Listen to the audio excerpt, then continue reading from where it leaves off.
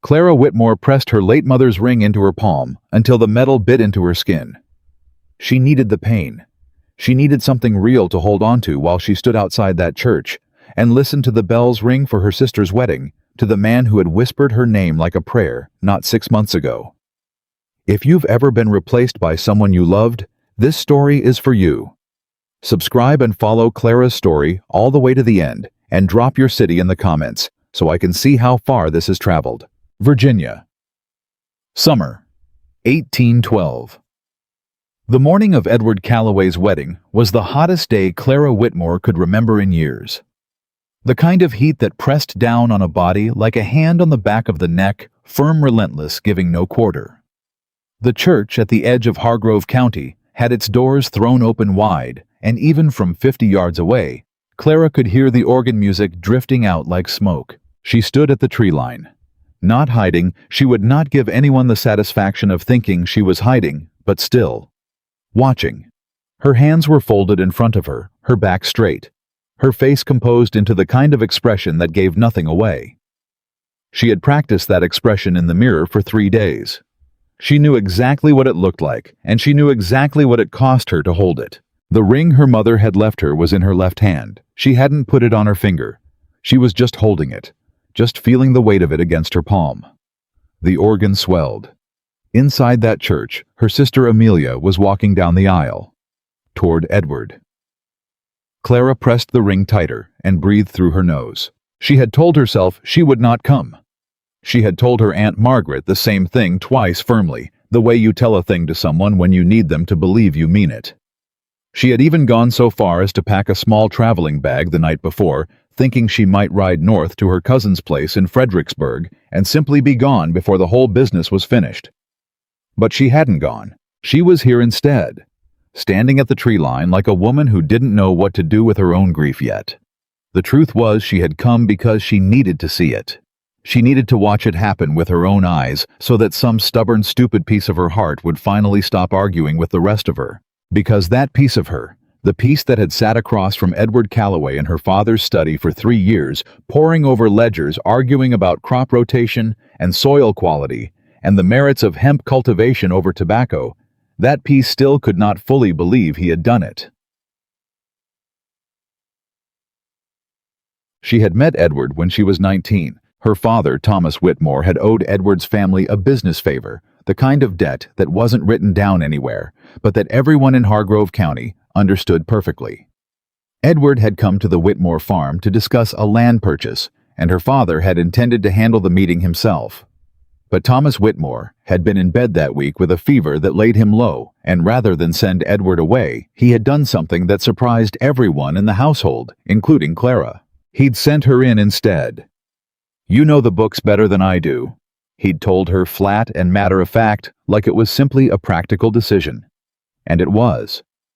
Thomas Whitmore was not a man who wasted sentiment on things that didn't need it.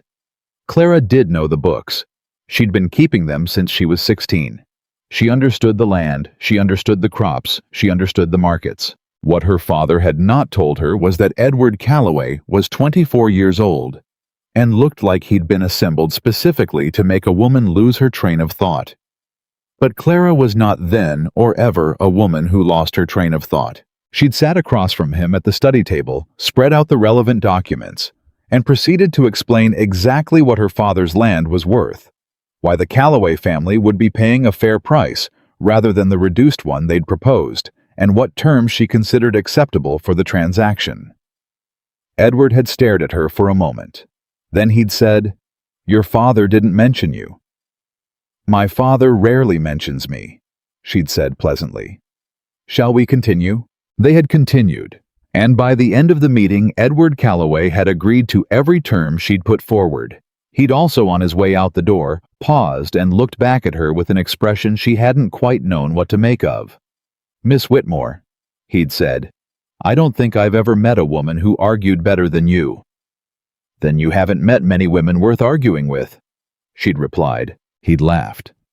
It had been a genuine laugh, surprised out of him. And something about the sound of it had lodged itself somewhere under Clara's ribs and stayed there. For 3 years after that, Edward Calloway came back. Not always on business, though. Business was always the pretext, the polite fiction they maintained for the sake of appearances. He came to consult her father officially. He came to review accounts officially.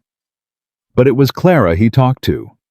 Clara he argued with about crop yields and county politics, and whether the new mill on the North Fork would be good or bad for the smaller landowners. Clara, who had opinions about everything and who did not soften them to make him comfortable. She had never been the kind of woman who softened things to make men comfortable. She wasn't sure she knew how. Edward seemed to find this delightful. That was the only word for it. He seemed genuinely delighted by her in a way that was unfamiliar and slightly unsettling, and that Clara, if she was being brutally honest with herself, had come to rely on more than was wise. He had never spoken plainly. He was not a man who spoke plainly about things that mattered to him. She had understood that from early on. But there had been things said between them that existed in the space underneath plain speech. Things that a woman could read if she was paying attention. "You understand this land better than anyone I know, Clara, man or woman. I find myself thinking when I'm trying to work through a problem that I'd like to know what you'd say about it. You are the only woman who has ever made me feel like I was being genuinely listened to." She had read those things. She had believed them. That was her mistake. Not the only one, but the central one. Amelia Whitmore was 4 years younger than Clara and had their mother's face. That was the simplest way to put it. Amelia had gotten the beauty, the soft dark hair, the wide eyes, the kind of delicate prettiness that made men in a room rearrange themselves without realizing they were doing it. She was not stupid. She was not cruel. She was simply thoroughly and completely what the world had decided a young woman ought to be: pleasant, agreeable, decorative, and easy to love. Clara had always known she was none of those things. She had made her peace with it, or something close enough to peace to function as the real article. What she had not made peace with was the morning in January when her father had called her into the study and told her in the same flat, practical voice he used for everything that Edward Calloway had come to him the previous evening and asked for Amelia's hand. Clara had not said anything for a long moment. Then she'd said, "Amelia." "That's right," her father said. "Edward Calloway asked for Amelia's hand." He did. Her father had the decency to look uncomfortable. He was not a man built for uncomfortable conversations. "I thought you ought to hear it from me rather than—" "Did he say anything else?" she'd asked. Her voice came out even. She was proud of that. Did he give any reason, or—" "He said she was the kind of woman he could picture building a future with." Clara had looked at her father. Her father had looked at his desk. And that had been the end of the conversation. She had not cried. Not that night, not any night after. What she had done was go over everything. Every conversation, every look, every word spoken in the space underneath plain speech, and examine it the way she examined a set of accounts when something didn't add up. Looking for the error. Looking for the place where she had miscalculated. She found it eventually. It wasn't pretty, but she found it. The error was this: she had assumed that being valued and being chosen were the same thing. They weren't. Edward had valued her. She believed that still standing at the tree line listening to the church organ swell toward its closing notes. He had genuinely valued her mind, her capability, her judgment. She had been useful to him. Illuminating to him. Interesting. But interesting was not what a man like Edward Calloway brought home. Interesting was not what sat at the head of the table at Calloway House and received guests and made the right impression at county socials. Interesting was not what you chose when you were choosing a life. Amelia was what you chose when you were choosing a life. Clara was what you kept on the shelf for when life got complicated. She understood it now. She wished she didn't, but she did. The organ went quiet. A moment later, the church doors opened and the guests began to come out, first in ones and twos, then in a general flood of silk and laughter, and the kind of festive noise that accompanies a wedding among people who have eaten and drunk well and have nothing particular to be sad about. Clara didn't move. She watched them come out. She watched Edward emerge into the sunlight, with Amelia on his arm. Amelia flushed and radiant in ivory, laughing at something someone had said. Her head tilting toward Edward's shoulder, and she felt something happen inside her chest that she did not have a precise name for. It wasn't only grief. Grief, she knew. Grief was the straightforward loss of something loved. This was more complicated than that. This had edges to it. This had a quality like watching a door close on a room you'd already been locked out of. The closing of the door didn't change your situation, but somehow it still struck you as the worst thing that had happened all day. She let herself feel it for exactly 10 seconds. Then she made herself stop. Enough, she told herself. That's enough. And she would have gone. She would have turned and walked back to where she'd tied her horse and ridden home and begun the work of deciding what came next.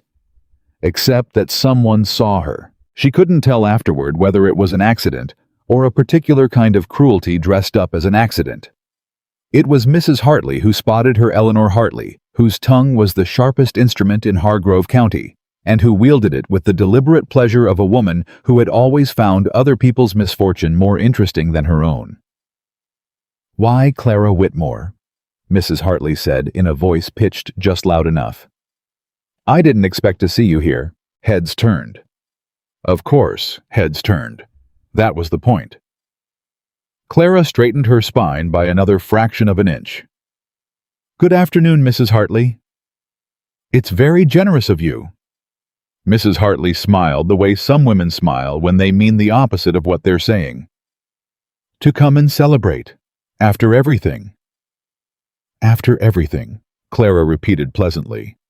"Yes, I do believe in celebrating what deserves to be celebrated." "Such grace," Mrs. Hartley said to the small audience that had gathered without quite seeming to. "Such grace under difficult circumstances. You really are a remarkable girl, Clara." Girl. She was 22 years old and had been running her father's books since she was 16, but she was a girl. Clara noted it, filed it, did not react to it. "You're very kind," she said. "If you'll excuse me, I do hope you find someone suitable," Mrs. Hartley continued, as if Clara hadn't spoken. "A woman of your capabilities. I'm sure there's someone out there who will appreciate a practical sort." There was a tittering sound from somewhere in the crowd. Clara looked at Mrs. Hartley for a moment. Just looked at her the way she looked at a problem she was working out, steady and unhurried. "Mrs. Hartley," she said finally, "I appreciate your concern, I really do. But I find I'm not in the habit of waiting to be appreciated." She paused. "Good day." She turned and walked to her horse. She did not hurry. She would not hurry. But she also did not look back. It was Amelia who stopped her. She hadn't expected that. Amelia had slipped away from the crowd somehow. Clara didn't want to know the logistics of it. And she was standing at the edge of the yard when Clara reached her horse, her ivory dress catching the afternoon light, her expression doing something complicated. "Clara," she said. "Wait." Clara waited. Amelia looked at her, and then looked away, and then looked back. "I didn't ask for this," she said. "I want you to know that. I never went looking for Amelia," Clara said. "Stop." Amelia stopped. "I know you didn't," Clara said. "I know that. You are not the one who did this to me." "Then why does it feel like I did?" Clara looked at her sister, at the pretty, uncertain face that had always been easier for the world to love than her own.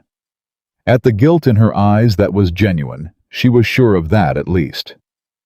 "Because," Clara said carefully, "we were both given roles in a story that someone else wrote, and neither of us wrote it." She took a breath. "The difference is that you got the role the world wanted for you, and I got the one it didn't know what to do with." Amelia's eyes went bright. "That isn't fair." "No," Clara agreed. "It isn't." "Clara, I'm so—" "Don't," Clara said quietly, not unkindly.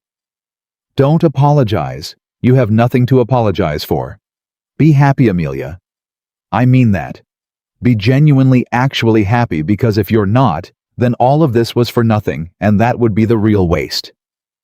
She put her foot in the stirrup. "Clara." Amelia's voice cracked slightly on the word. "Where are you going?" Clara swung up into the saddle. She looked down at her sister in her wedding dress in the Virginia summer sunshine. "Forward," she said, and she rode. She had made the decision somewhere between the church and the edge of her father's property. It came to her the way the best decisions always came to her, not in a flash, not with ceremony, but with the quiet click of something falling into place that had been slightly misaligned for a long time. She was not staying in Hargrove County. She had stayed because of her father's health, which was a legitimate reason. She had stayed because the books needed keeping, which was also a legitimate reason. She had stayed because, and this was the reason she had not examined too closely until now, because Edward Calloway came to consult her father 3, 4, sometimes 5 times a year, and those meetings were the most alive she felt, and she had not wanted to give that up. Well, that reason was gone now.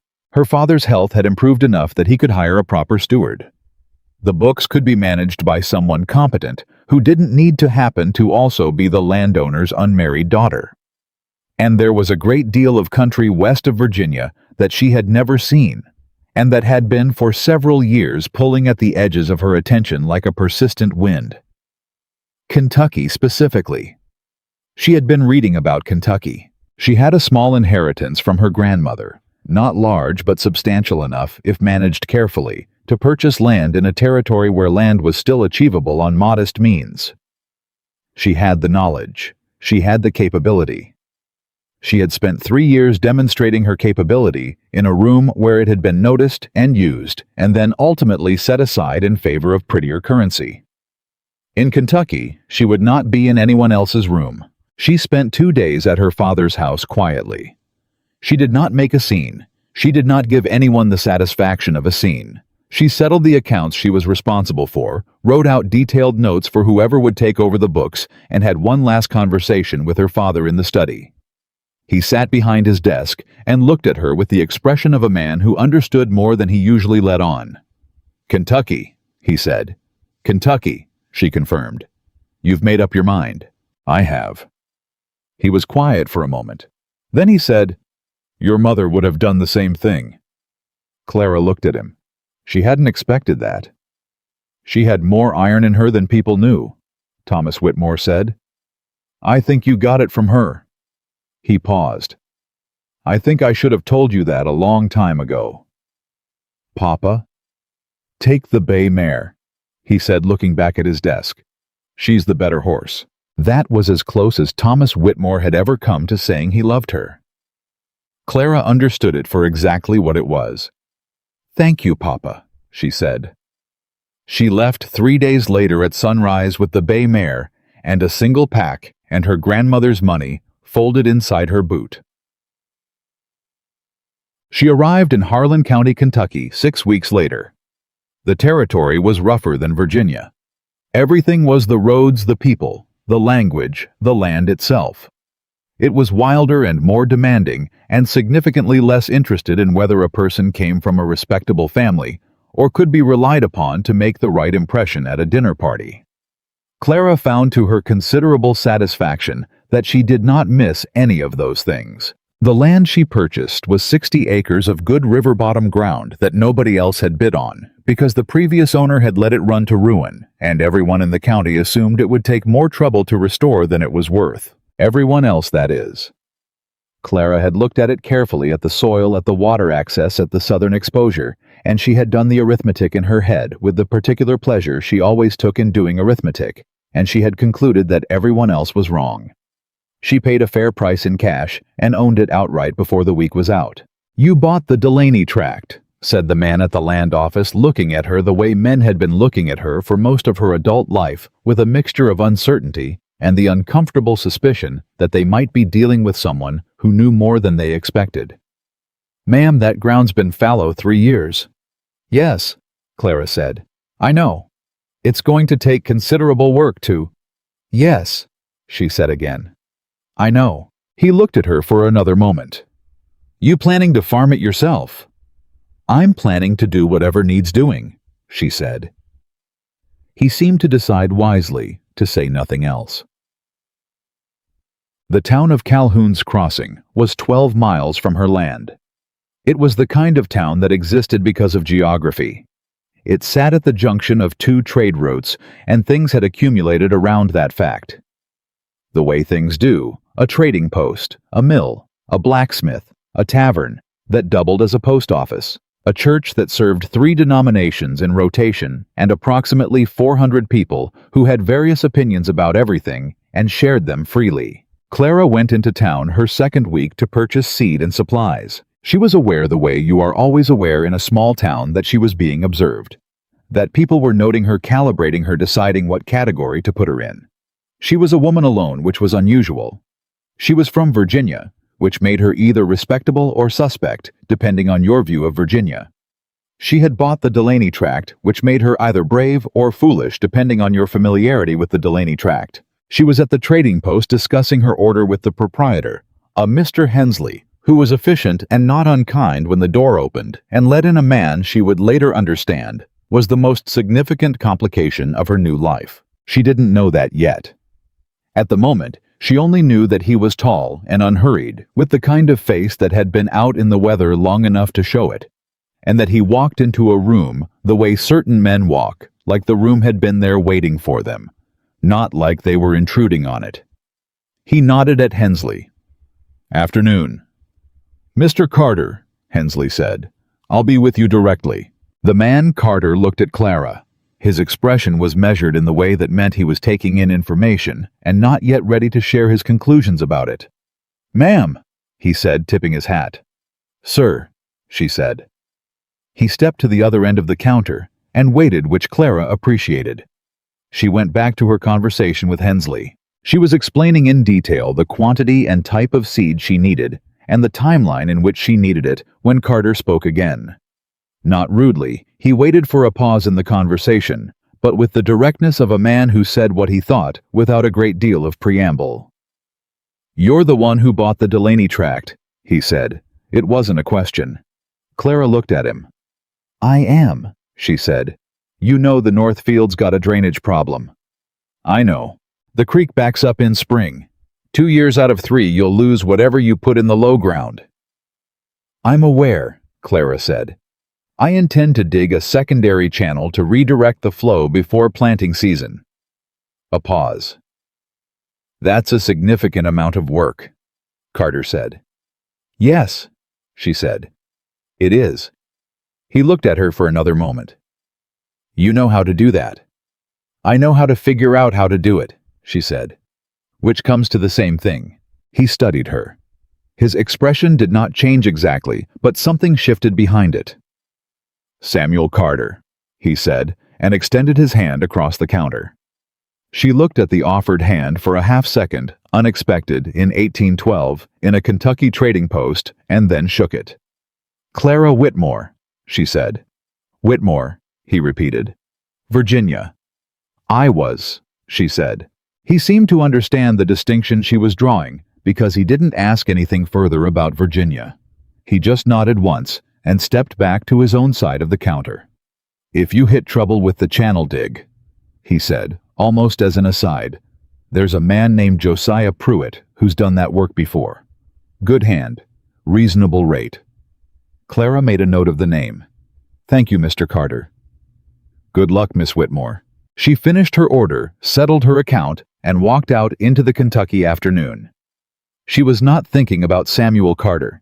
She was thinking about drainage channels and planting schedules and the particular satisfaction of standing on ground that belonged to her 60 acres of exhausted, neglected, underestimated ground, and knowing that she was exactly the right person to fix it. Behind her, inside the trading post, she heard Hensley say something in a low voice, and then Carter's voice in reply, and she couldn't make out the words and didn't try to. She untied the bay mare and started for home. For the first time, in longer than she could precisely recall, home was a word that pointed in the right direction. The bay mare knew the way home by the 3rd week. That was the first thing Clara noticed about Kentucky, the way the land got into you faster than you expected. The way routine built itself without you quite deciding to build it. She rose before light worked until she couldn't see her hands in front of her face, and fell asleep in the small cabin that had come with the Delaney tract, drafty, low-ceilinged, and more hers than any room she had ever occupied in her life. The drainage channel was the first problem. She had spoken confidently to Samuel Carter about her plans for it, and she had meant every word. But confidence and execution are two different creatures, and she knew it. She found Josiah Pruitt through the blacksmith, who knew everyone in Calhoun's Crossing, the way blacksmiths always seem to by reputation, if not by face, and Pruitt turned out to be a wiry, weathered man of about 60, with a particular genius for moving water from one place to another. He walked her land with her on a Tuesday morning, saying almost nothing for the first hour. Then he stopped at the low edge of the north field, looked at the ground, looked at the tree line where the creek bent and said, "You want to pull it left, not right. Everybody pulls right because right looks easier. Right floods your neighbor's lower pasture, and you'll have Alderson breathing down your neck by May." "Left then," Clara said. "Left," he confirmed. "Takes 3 weeks instead of 2. But it holds." "Left it is," she said. "When can you start?" Pruitt looked at her the way people in Calhoun's Crossing had taken to looking at her with the particular expression of someone revising an estimate they'd made earlier. "Thursday," he said. "Thursday." She agreed. That was the beginning of what Clara privately thought of as her education in being underestimated productively. Because the thing about people who underestimated you, she was learning, was that they left you alone to work. They didn't hover. They didn't offer unsolicited corrections. They assumed you would fail and went back to their own business, which gave you a remarkable amount of space in which to not fail. She used the space. She hired 2 young men from the edge of town, brothers named Clem and Daniel Fossey, 17 and 19, motherless, looking for work that didn't involve the tavern, and put them on the channel dig with Pruitt.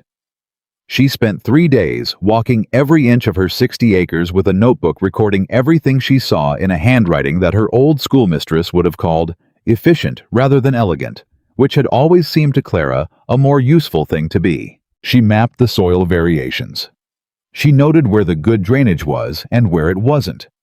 She estimated yields from the river bottom ground if she could get it cleared and planted in time, and from the higher ground if she put it into hemp, which was what Kentucky grew when it wasn't growing tobacco, and which was by her calculation undervalued by most of the small landowners in the county who were all crowding the same markets. By the end of the first month, she had a plan. Not a tentative plan, not a maybe if everything goes right plan, but a real one with numbers in it. She had not shared it with anyone. Not yet. The women of Calhoun's Crossing made up their minds about Clara in stages. The first stage was curiosity. She was new. She was alone. She was doing something unusual.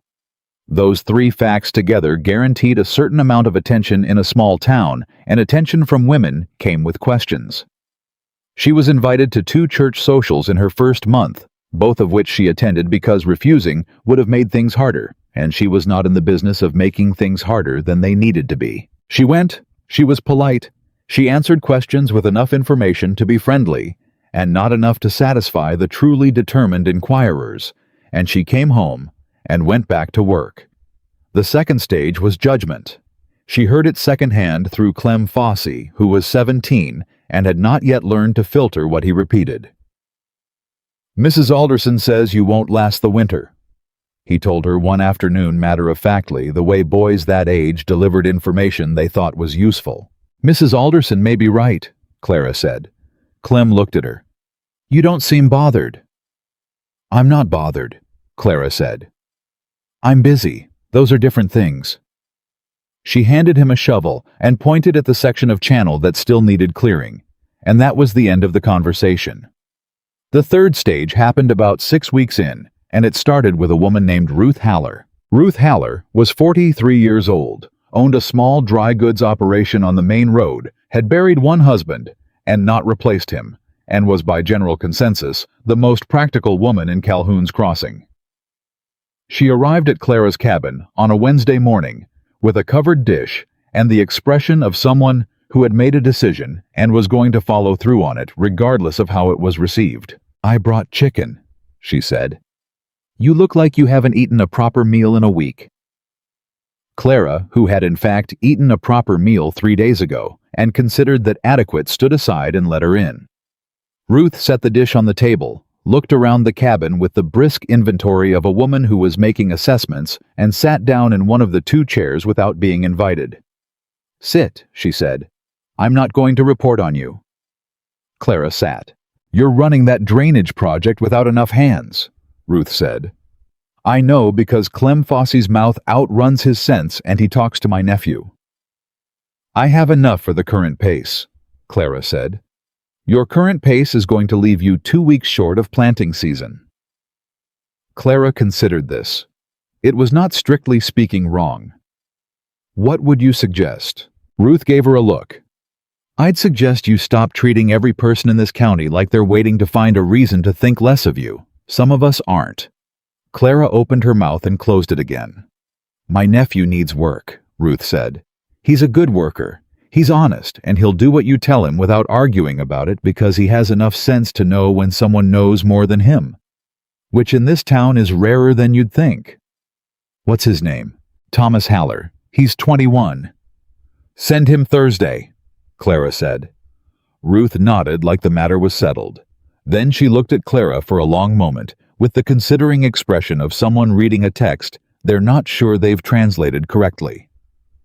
"You're not what people said you'd be," she said. "What did people say I'd be?" "Broken," Ruth said bluntly.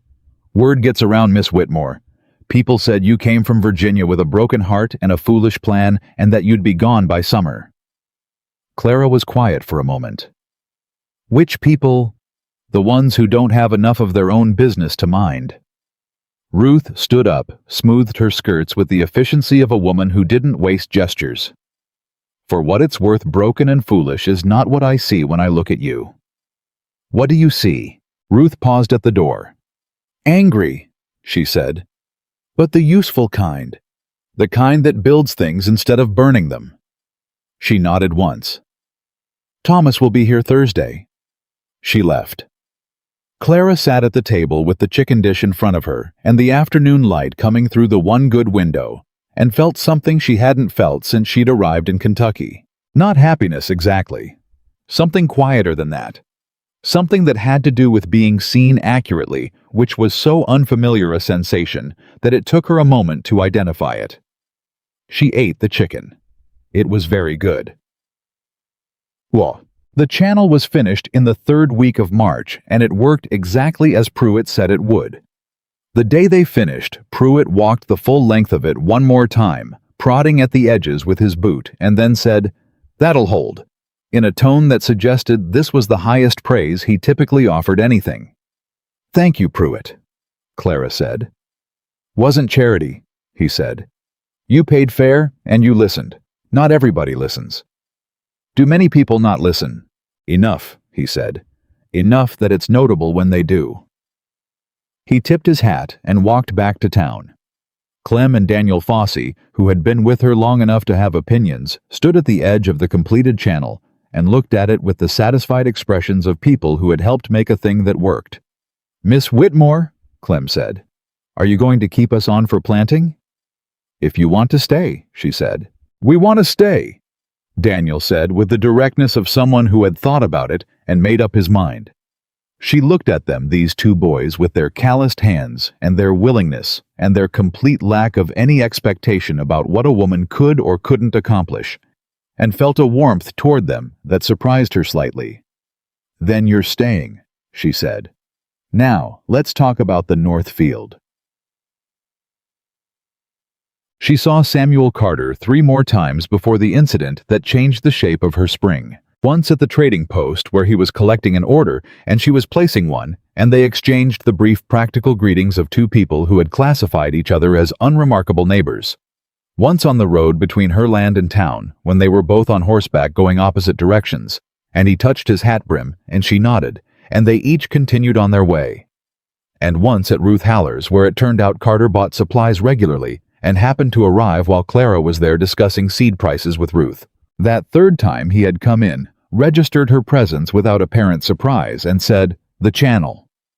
"Finished 2 weeks ago," she said. "I heard." He looked at Ruth. "She pull it left the way Pruitt recommended." She did. Ruth said with the particular pleasure of someone watching a conversation she had arranged without admitting she'd arranged it. Carter nodded. Smart. I thought so, Clara said. He looked at her, then really looked the way he had that first day in the trading post, with the quality of attention that was neither rude nor presumptuous, but was simply honest. Like he was looking at something he was genuinely trying to understand and wasn't embarrassed about taking the time. Hemp or grain? He asked. She didn't pretend not to know what he was asking. Hemp on the high ground, grain on the river bottom, mixed operation. Hemp market's going to be crowded in 2 years. I know, which is why I'm building a drying barn now instead of after and taking contracts while the price holds. A pause. Something shifted in his expression again, that same recalibration she'd noticed in the trading post, like a man adjusting the weight he'd assigned to something. You've already got contracts, he said. 2, she said. Provisional pending crop, but in writing. Carter was quiet for a moment. Then unexpectedly, he almost smiled. It wasn't a large expression, more of a movement at the corner of his mouth than anything else. But she caught it. Miss Whitmore, he said, you've been in this county 11 weeks. 12, she corrected. 12 weeks, he said. And you've dug a channel, hired hands, gotten the Northfield cleared, and signed provisional contracts. Was there a question in there? Not exactly, he said. More of an observation. Observations are free, she said pleasantly. So is advice for what it's worth, though I find the unsolicited variety less useful than the kind I ask for. Ruth made a sound that might have been a cough. Carter looked at her for one more second. Then he said, Fair enough, and turned to Ruth to discuss whatever he had actually come to discuss. Clara finished her conversation, settled her account, and left. She was not, she told herself firmly, thinking about Samuel Carter. Chartirag. The trouble came from a man named Alderson. Gerald Alderson owned 300 acres to the north of her property and had, from what Clara had gathered through Ruth and through the general information that circulated in any town small enough to do so, always assumed that the Delaney tract would eventually come to him. The previous owner, old Marcus Delaney, now deceased, had let the land run to nothing, and Alderson had apparently been waiting with the particular patience of a man who is certain that inevitability is on his side. Then Clara had walked into the land office with cash in hand and bought it out from under his patience. And Gerald Alderson was not a man who adjusted well to things not going as he'd assumed they would. She had known in an abstract way that he was dissatisfied. She had not known quite how dissatisfied until the morning in early April when she went out to check the progress of the Northfield clearing and found that the section of fence line adjoining Alderson's property had been moved, not demolished. Moved. 12 feet into her ground. She stood and looked at it for a long time. Then she went inside, sat down with her survey documents, confirmed exactly what she already knew, and rode into town. She did not go to Alderson directly. She was not so inexperienced as that. She went to the county land office and asked very politely to review the official survey records for the Delaney tract. The clerk, a thin young man named Parsons, who had always been respectful to her, produced them without question. She spent an hour with the documents. She took careful notes. She thanked Parsons and left. Then she went to the one lawyer in Calhoun's Crossing, a man named Graves, who was 60 years old and had a reputation for exactness, and laid out the situation. Graves listened to her without interrupting. He was one of those men who made you feel listened to, not by nodding or murmuring agreement, but by the particular quality of his stillness, the feeling that what you were saying was being retained and considered, rather than simply allowed to pass through. When she finished, he said, "Do you have the survey documents?" She put them on his desk. He looked at them. "And the fence was moved 12 feet. I have measurements." "You measured it yourself." "This morning," she said. He looked at her over the documents with an expression she was beginning to recognize as the Kentucky version of the look she'd gotten all her life, the one that said, "You are not what I expected." "All right," he said. "Let me write a letter."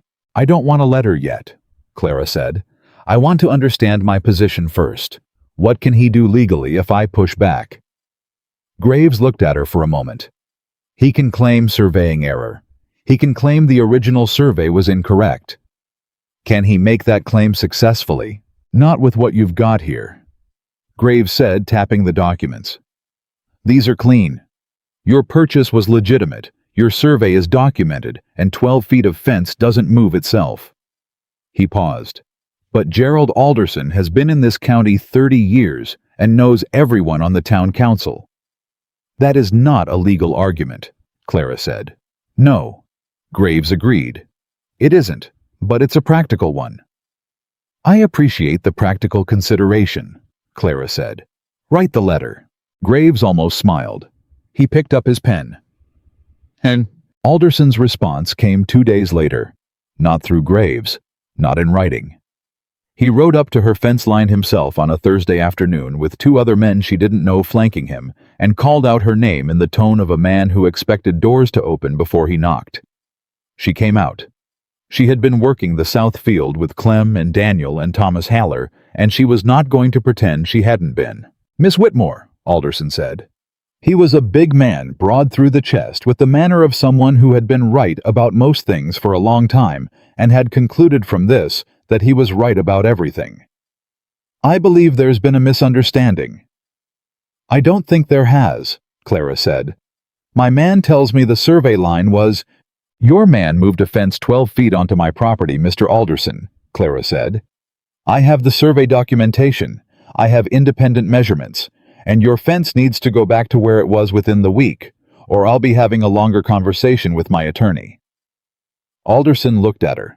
Behind her, she heard Clem shift his weight slightly, the sound of a boy deciding whether something was about to happen that required him to do something. Miss Whitmore, Alderson said with a shift in his tone from the public bluster to something quieter, and she thought more honest. I'm going to give you some advice.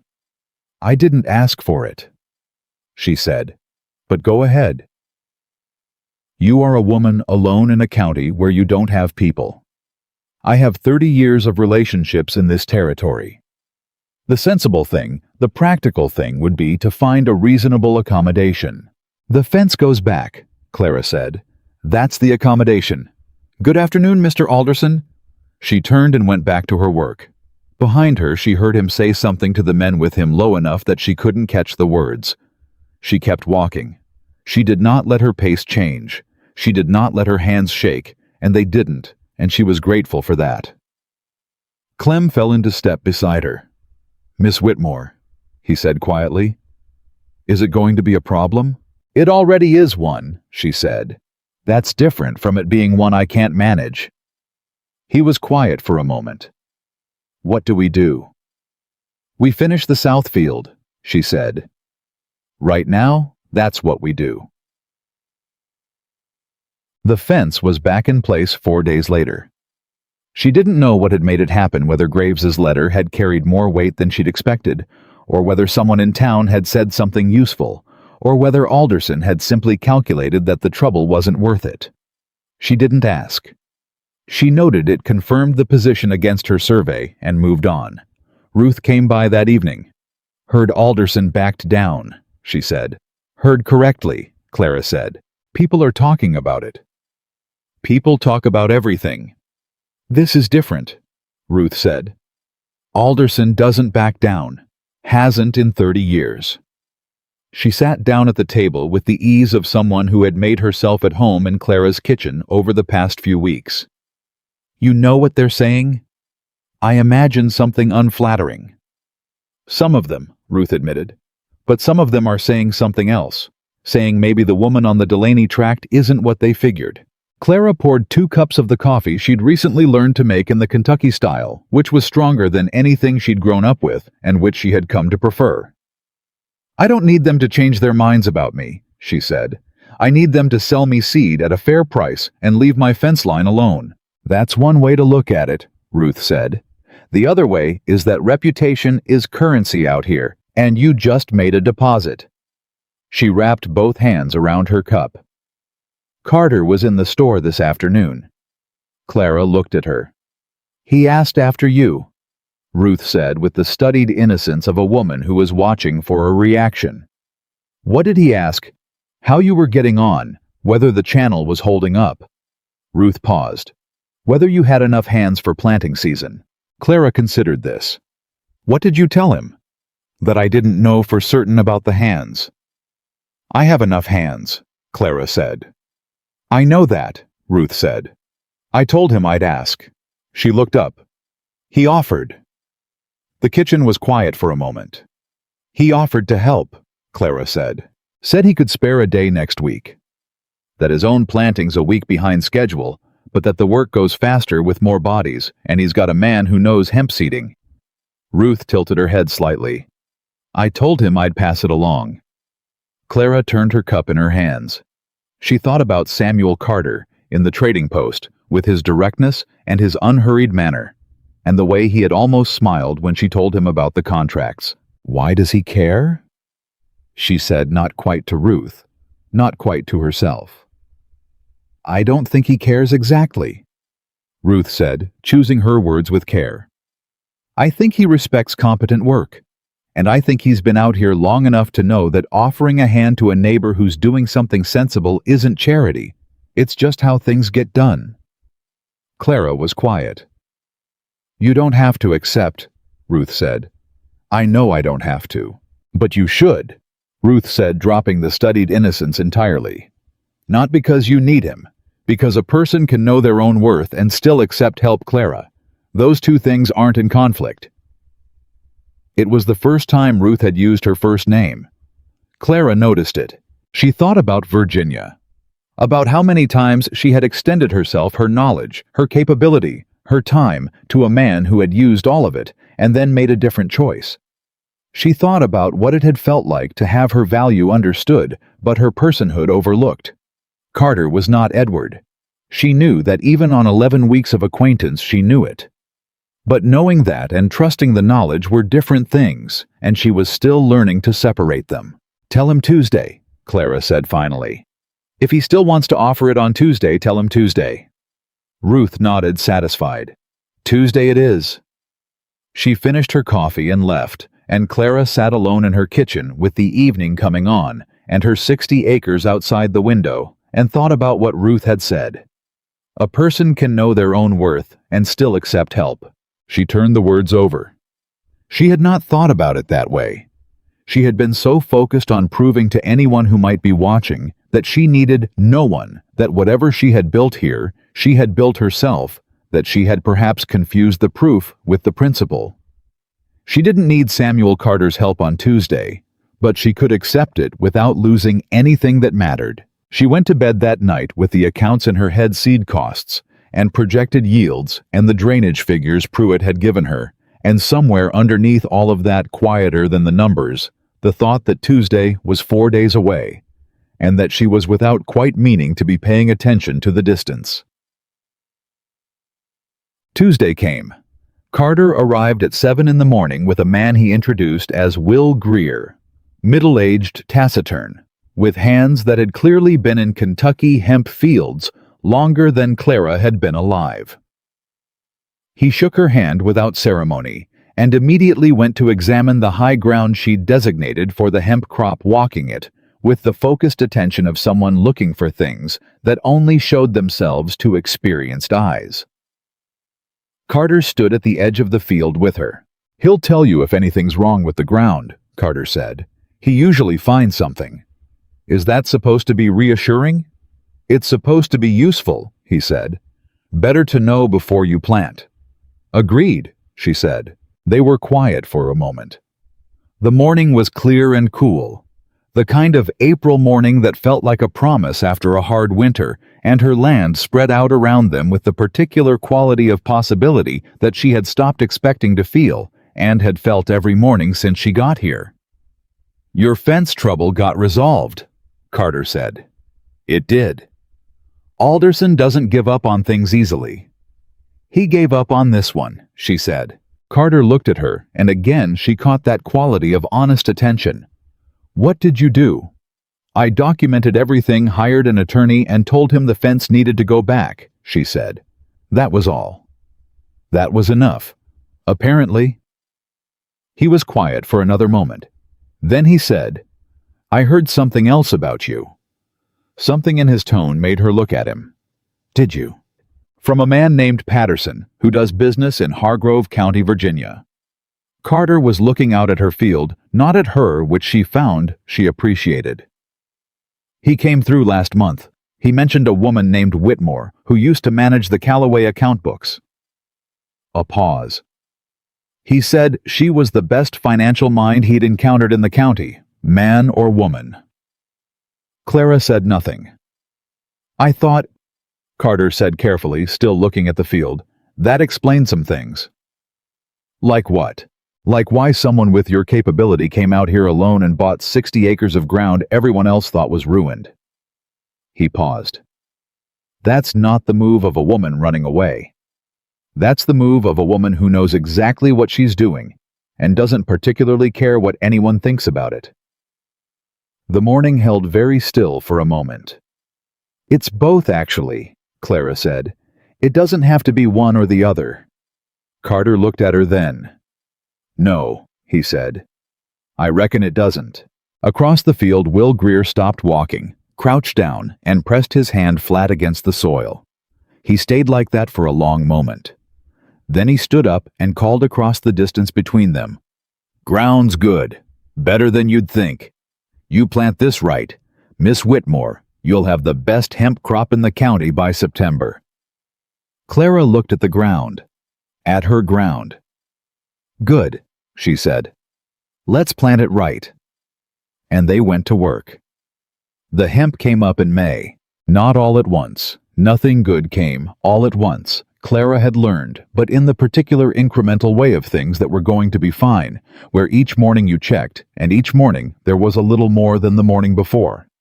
Until one Tuesday, Will Greer came out to walk the high ground with her and stopped at the crest of the ridge and said quietly, like a man who didn't give compliments casually, and therefore meant them when he did, "That's a stand." Clara looked at it. "Yes," she said. "It is." Greer nodded once and went back to his work, which was the Kentucky version of a standing ovation, and Clara understood it as such. The grain on the river bottom was coming in clean too. The drainage channel holding exactly as Pruitt had promised it would, the redirected water doing its work without argument. Daniel Fossey had turned out to have an instinct for grain that his brother didn't share, and she'd let him take the lead on the bottom fields while Clem managed the hemp hands. Thomas Haller had become, without either of them quite planning it, her general foreman, the person who knew where everything was and who was doing what, and who came to her each morning with the day's list, rather than waiting to be told. She had a farm. A real one functioning, producing with hands who showed up and work that made sense and a plan that was holding. She had not let herself feel the full weight of that yet. She was afraid to the way you're afraid to count something before it's finished, the way the farmers in Virginia used to say, "Don't count your yield before you've dried it. Don't count what you can't yet touch."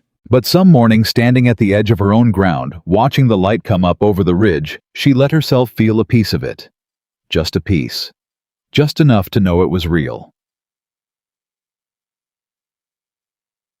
The letter from Virginia arrived on a Thursday in late May. It came through the post at the trading post, which was how everything came folded and sealed and passed through Hensley's hands with the particular discretion of a man who had been handling other people's correspondence long enough to understand that the less he knew about the contents, the better. He handed it to her without comment when she came in for supplies, and she recognized her father's handwriting on the outside and tucked it into her coat and didn't open it until she got home. She sat at the table and looked at it for a moment. Then she opened it. Her father's letters were always short. He was not a man who used words extravagantly. This one was 3 paragraphs, which was long for him, and she read it twice before she put it down. The first paragraph was about the farm. The crops a problem with the south fence that had been repaired. A note about the books being managed adequately by the new steward he'd hired. The second paragraph was about Amelia. Edward had taken her to Philadelphia for the winter season. They were well. There had been no children yet, which Thomas Whitmore mentioned in the same flat tone he used for weather and crop prices, as if it were simply information. The third paragraph was the one she read twice. Word has reached me that Edward's situation is not as comfortable as he presented it to be at the time of the marriage. There are debts. I do not know the extent of them. I mention this only because I thought you would want to know, and because I believe you will understand the information better than most. Clara set the letter down. She sat with it for a while, not with satisfaction. That was not what she felt, or not only what she felt. It was more complicated than satisfaction. It was the feeling of a thing you had half known, half suspected, sitting down in front of you and showing you its face. She had known the Callaway finances. She had worked the Callaway accounts for 3 years.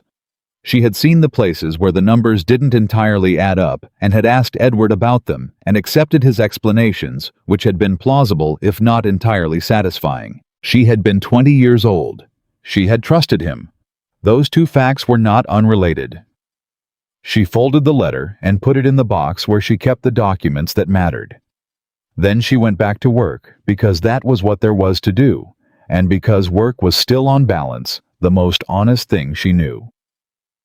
Carter came by on a Friday afternoon in early June. Not for any particular reason she could identify, or rather he produced a reason. Something about a tool Greer had left behind the previous week when they'd finished the planting help. But she had a feeling the tool was secondary to whatever else had brought him out. She was at the drying barn. The structure was finished now, built by a carpenter from the edge of town, who had done the framing in 10 days flat and whom she had paid in cash, and a recommendation to 2 other farmers she'd spoken with at church, and she was checking the ventilation rigging that Clem had installed that morning. Carter came around the side of the barn and stopped. "That's good work," he said, looking at the ventilation system.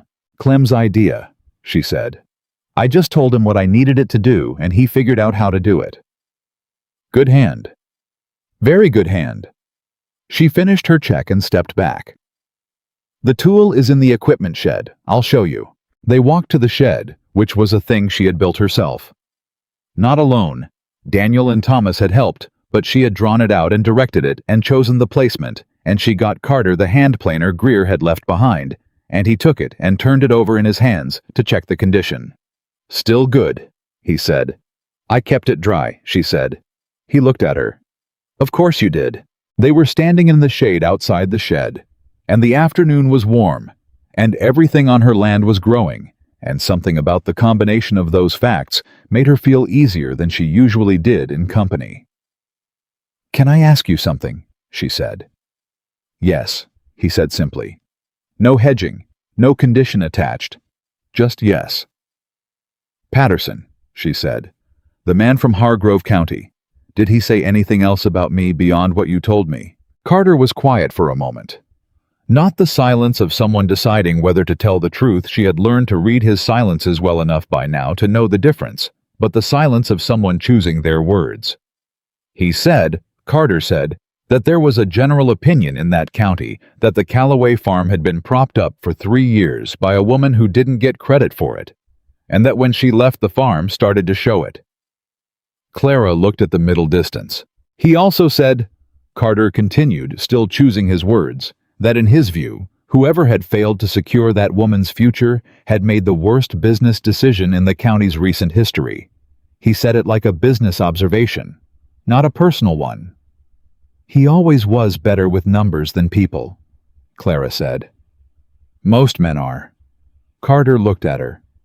"Is that why you came here? Because the credit was never given?" "Partly," she said. "Partly because I wanted ground of my own. Partly because—" She paused. "Partly because I needed to find out what I was without someone else's books to manage." "And what are you?" he asked. Not carelessly, with the quality of attention she had come to associate with him, the kind that meant the answer actually mattered to him. She looked at her barn, at her drying ventilation, at her hemp standing on the ridge in the June warmth. "I'm finding out," she said. Carter nodded. He didn't push it further, which she appreciated. He touched his hat brim and said he'd tell Greer the planer was in good shape, and he left. Clara watched him go. She was not, she had stopped telling herself, unaffected by Samuel Carter. She was affected. She had admitted that to herself at some point in the last month without making a formal occasion of it. the way you admit certain truths to yourself, quietly, practically, without a great deal of ceremony. He was a good man. He was a direct man. He treated her as someone worth talking to, not as a curiosity, or a problem, or a thing to be managed. The question was what she intended to do about being affected, and the answer for now was nothing. She had a crop to bring in. She had contracts to fulfill. She had work to do, and the work came first, and she was not going to let the particular warmth of a Friday afternoon conversation complicate a plan that was functioning. She went back to the barn and checked the ventilation rigging again, because it never hurt to check twice. Aislinn. The news about Callaway arrived in Calhoun's Crossing before she could have managed it if she'd tried. That was the thing about a trade town. Information moved through it faster than wagons, faster than horses, faster than anything, except possibly Ruth Haller, who seemed to have a talent for knowing things that would have been remarkable if Clara hadn't already seen enough of her to understand it was simply a function of being genuinely interested in the world and asking good questions. Ruth came to her on a Monday morning in early July with the expression of someone who was carrying something heavy and hadn't decided yet exactly how to set it down. "Sit," Clara said, because she knew that expression. Ruth sat. "I had a letter from my cousin in Lexington," she said. "Her husband does trade business along the Virginia corridor." Clara waited. "Edward Callaway," Ruth said, "has been borrowing against his land. For 2 years, according to what my cousin's husband knows. The debts are larger than the debts are considerable." Clara looked at her hands. "How considerable?" "The kind that can't be serviced from a normal crop year," Ruth said carefully. "The kind that require either a very good year or a different solution." "What kind of different solution?" Ruth hesitated. "He's been talking to buyers. For the land." She paused. "For most of the land." The room was very quiet. "Amelia," Clara said. "Would be provided for," Ruth said quickly. "From what I understand, he's not a man without conscience, Clara. He's just a man who made decisions that didn't account for what he was losing when he lost when things changed." Clara noted the correction. "When he lost you." Ruth had stopped herself from saying it. "Thank you for telling me," Clara said. "I thought you'd want to know." "I did." Ruth looked at her. "You're not going to say anything else." "What else is there to say?" "I don't know. Something. You've been carrying this. He was the reason you came here, Clara. He's losing everything you helped him build, and you're sitting there like I told you it was going to rain next Tuesday." Clara looked up at her. "What do you want me to feel, Ruth?" "I don't want you to feel anything in particular. I just—" Ruth pressed her lips together. "I want to make sure you're all right." Clara thought about it honestly, which was the only way she knew how to think about things. "I'm all right," she said. "I think I'm genuinely all right. Not because I don't care about Amelia, because I do. And not because I've stopped having feelings about what happened, I haven't, and I'm not going to pretend otherwise." She paused. "But I came here to build something of my own, and I've done that, and I can be sorry about what's happening in Virginia without it pulling me backward. Those are separate things." Ruth looked at her for a long moment. Then she said, "You know, some days, I think you're the most sensible person in this county." "Only some days." "The other days," Ruth said with a faint smile, "I think you're just very good at sounding sensible." Clara smiled back. It felt easy the way not many things had felt easy in the last year. "Is there a difference?" "Probably not," Ruth said. "Probably not." The real trouble started the last week of July. She had known in an abstract way that Alderson hadn't finished.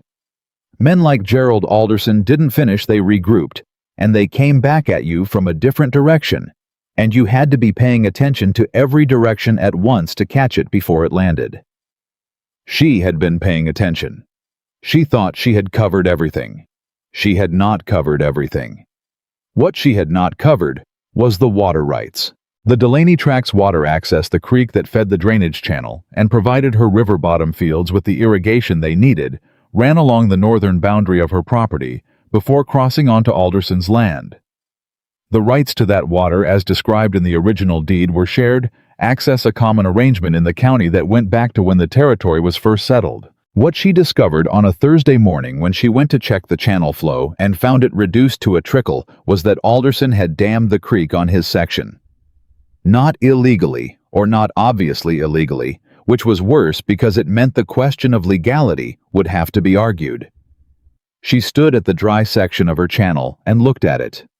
"Clem," she said. Clem came and stood beside her and looked at what she was looking at. "Oh," he said.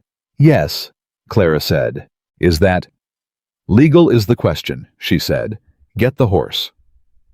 She rode to Graves's office in 20 minutes, tied the mare out front, and went directly in without waiting. Graves was in the middle of a document and looked up with the expression of a man who was used to being interrupted and had made a philosophical accommodation with it. "Alderson dammed the creek," she said. Graves set down his pen. "On his section, yes. How long has it been running low? I noticed this morning. I don't know when he did it." Graves was quiet for a moment thinking. She watched him think he had a particular face when he was working through a legal problem focused inward, drawing on things she couldn't see. "The shared access provision in your deed," he said slowly. "Let me look at the exact language." He went to his files. She waited. He came back with her deed and read the relevant section twice. His expression by the end was not what she'd hoped for. "It's ambiguous," he said. "How ambiguous?" "Ambiguous enough that a reasonable argument can be made on either side." He set the document on the desk.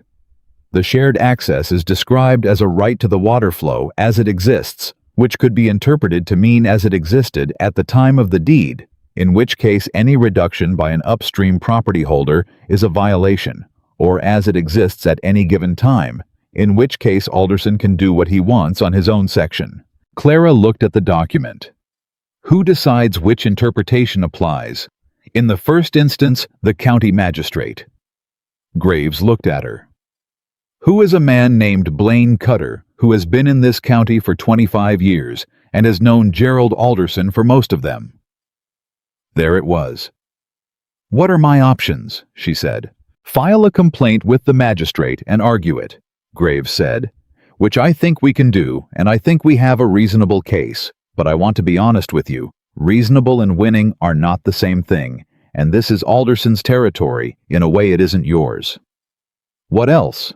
"Negotiate with Alderson directly. Find out what he wants." "I know what he wants," Clara said. "He wants me to be gone. What he can't legally have is a different thing from what he wants," Graves said. "If you go to him and ask what it would take to restore the water access, you might get a price. And if I pay the price, he knows he can move the fence again in a year when I've forgotten to be angry." Graves was quiet. "Is there a third option?" she said. "There's always a third option," Graves said. "But sometimes it's worse than the first two." "Tell me anyway. Find an alternate water source," he said. "There's a spring on the eastern edge of your property. I believe I've seen it on an older survey. If it's strong enough, you don't need the creek. You're not dependent on Alderson at all." Clara stared at him. "Why didn't I know about the spring?" "Because the Delaney deed doesn't mention it. It may have been dry when Delaney was working the land. It may have been overlooked. Or," he added, "Delaney may have known and not included it because he was planning to sell off the water rights separately and never got around to it." Clara stood up. "I need Pruitt," she said. "The drainage man. He finds water," she said. "That's what he does. He found my channel. If there's a spring on the eastern side, he'll find it." She was at the door when Graves said, "Miss Whitmore." She stopped. "If the spring is there and it's sufficient," he said, "that is a better outcome than winning the magistrate case. Alderson loses his leverage entirely. You're not subject to him at all." "I know," she said. "I just wanted to make sure you understood." "Mr. Graves," she said, "I do not need to win against Alderson. I need to not need him. Those are different things." She left. Pruitt found the spring in 2 days. It was on the eastern edge as the old survey had suggested, tucked under the root system of a stand of old hardwoods running cold and clean, and as Pruitt confirmed by an afternoon's observation of the flow rate more than sufficient. "Better than the creek, honestly," Pruitt said. "Steadier. Creek runs low in August half the years. This one won't." Clara closed her eyes for exactly 3 seconds. "How long to run a channel from here to the North Field?" "Week," he said. "Maybe 10 days if the ground's hard." "Do it," she said. She did not tell Alderson. She did not send a message through Graves. She simply hired Pruitt and his crew and started the channel. And when the work was half done and the new water had begun to reach the North Field, she sent a brief written note to Alderson through the land office, informing him that as she had identified an independent water source on her own property, she was relinquishing any claim to the shared creek access and considered the matter closed. She heard through Ruth that he'd read the note twice before he understood what it meant. She heard that he'd said nothing at all for a long moment, and then said in a different tone than the one he usually used, "Huh," which Ruth had found deeply satisfying on Clara's behalf, and which Clara herself found sufficient. Joel, it was Carter who put the rest of it together for her, though he didn't know he was doing it. He came to check on the new channel progress. She was never quite sure how he learned things, but he seemed to have the same quality. Ruth had the knowledge of what was happening in the county before the county had gotten around to announcing it, and walked the new line with her on a Wednesday afternoon. "Pruitt's work again," he said. "Pruitt's work," she confirmed. "The man has a gift. He does." Carter walked the line looking at the grade the way the water was moving. "Alderson didn't expect this."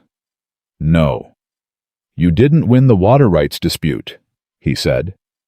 It wasn't critical, he was just stating facts, laying them out the way he always did. "You made the water rights dispute irrelevant." "That's right." He was quiet for a moment. Then he said, "That's a specific kind of thinking. Most people, when they're in a fight, focus on winning the fight. Winning a fight with Alderson doesn't help me grow hemp," Clara said. "Not needing him helps me grow hemp." Carter looked at her. The afternoon was hot. Kentucky in July was serious about heat, and they were standing in full sun, and she could feel the weight of the day on her shoulders, the accumulated work of months, the near-constant alertness of building something in unfamiliar territory. She was tired. She was genuinely deeply tired, and she knew it, and she had gotten good enough at managing it that it didn't slow her down, but it was there. Carter saw it. She could tell he saw it from the way his expression shifted. Not to pity, she would not have tolerated pity, but to something else. Something quieter. "When did you last take a day?" he asked. "A day. A day off," he said. "Not working. Just a day." She thought about it. She couldn't immediately identify one. "I don't," she started. "That's what I thought," he said. He turned back to the channel. "The crop will still be here Saturday. The channel's not going anywhere." He paused. "There's a market in Harlan on Saturday. Ruth goes every month. You could go with her and not think about hemp for 6 hours." Clara looked at him. "Are you telling me to take a day off, Mr. Carter?" "I'm observing," he said, "that you look like a woman who's been running at a dead sprint for 6 months and is starting to outrun her own good judgment." It was so precisely accurate that she didn't have an answer for it. "Saturday," he said. "Market. Ruth will be glad of the company." He glanced at her sideways. "I'll also be there, if that's relevant information." He said it simply without any particular weight on it, and then turned and kept walking the channel line as if he hadn't said it at all. Clara watched his back for a moment. The heat pressed down on the afternoon. The channel ran clean and cold through the July heat. Her hemp stood on the ridge tall and strong, and hers. "It might be relevant," she said to his retreating back. "I haven't decided yet." Carter, without turning around, touched his hat brim. "Fair enough," he said.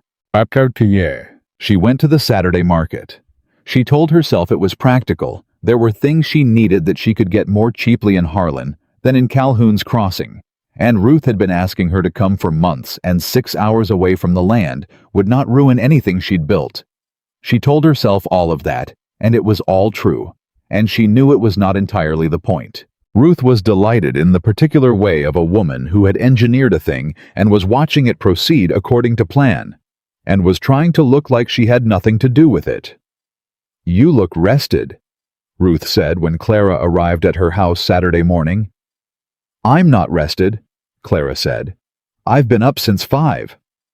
"You look like yourself then," Ruth said, "which is better than rested." They took Ruth's wagon into Harlan, which was 3 times the size of Calhoun's Crossing, and had a proper market square, with vendors running all the way around it. Food and tools and cloth and livestock, and the particular organized chaos of 100 people with things to sell and other people with things to buy. Clara bought seeds she didn't technically need yet, and a pair of work gloves to replace the ones she'd worn through, and a length of rope that was better quality than what Hensley stocked, and she ate a meat pie standing up at one of the food tables and let herself enjoy it in a way she had not let herself enjoy much of anything in recent memory. She was examining a table of small farm tools when she heard a voice she knew, not Carter's voice, a different one she had not heard in months and had not expected to hear now. "Clara." She turned. Edward Calloway was standing 6 feet away from her in a Harlan market square on a Saturday morning in July, and he looked like a man who had not slept well in a significant amount of time. He was still handsome, that had not changed, and she noted it clinically, the way you note information that is accurate but not particularly useful. He was older in the face than she remembered, which was strange, given it had only been 8 months. He was dressed well, but not as well as he used to dress, and there was something in his posture that she recognized after a moment as the particular way a man carries himself when he is managing something he hasn't told anyone about. "Edward," she said. She was surprised to find that her voice came out completely level. No crack in it. Nothing she hadn't intended. "I didn't..." He stopped. "I didn't know you were here, in Kentucky."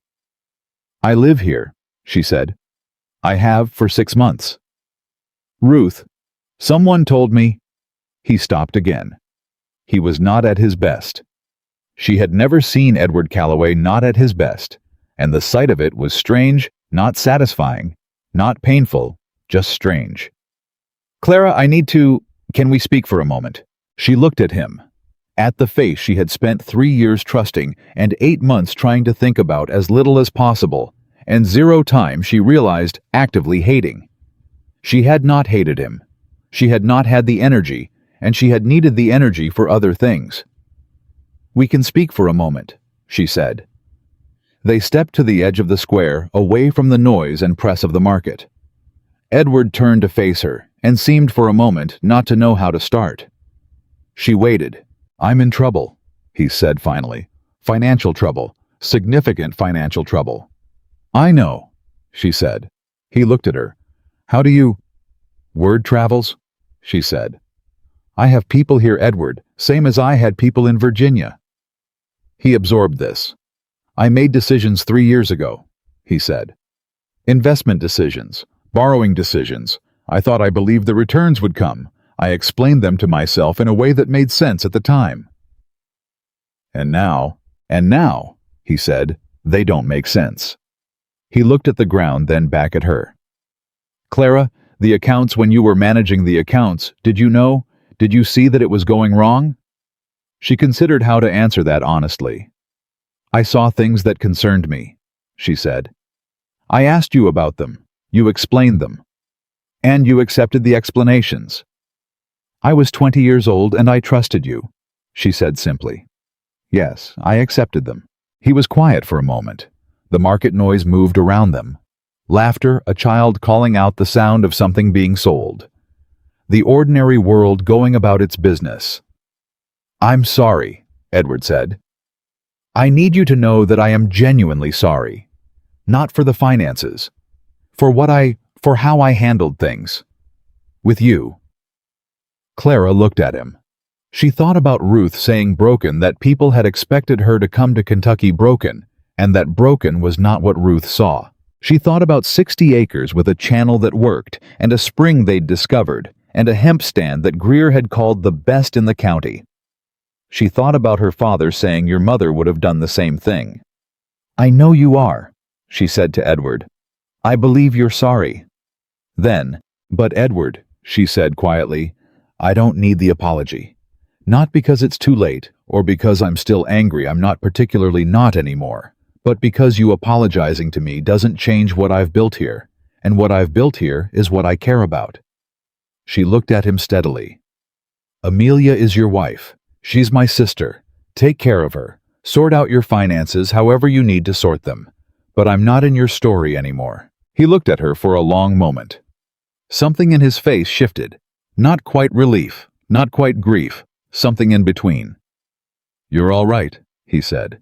It wasn't a question exactly. "I'm more than all right," she said. He nodded slowly. "I can see that," he said. "I can, yes. I can see that." She gave him a brief nod and turned to go back to the market.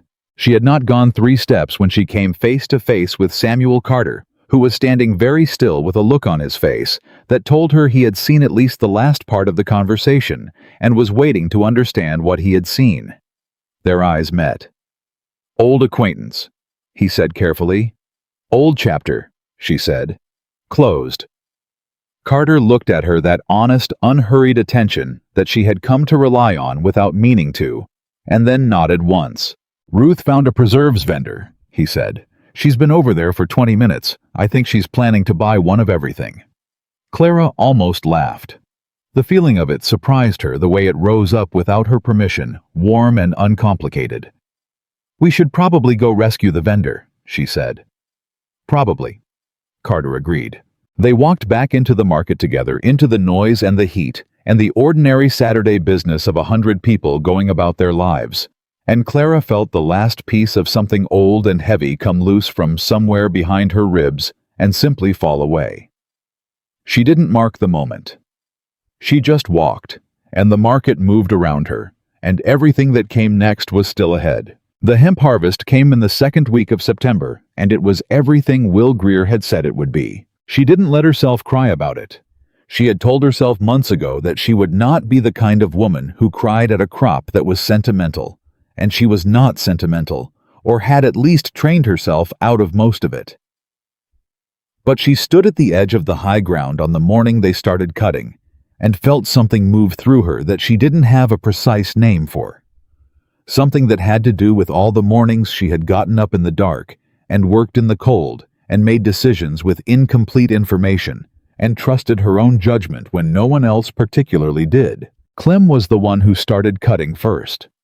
He looked at her before he began that habit he'd developed, checking with her before beginning any new phase of work, and she nodded, and he swung the first blade, and that was that. The harvest took 11 days. By the end of it, her hands were rougher than they'd ever been in Virginia, and her back ached in a way she suspected was going to be permanent. And she had numbers in her head that she kept adding up because she couldn't quite make herself believe them.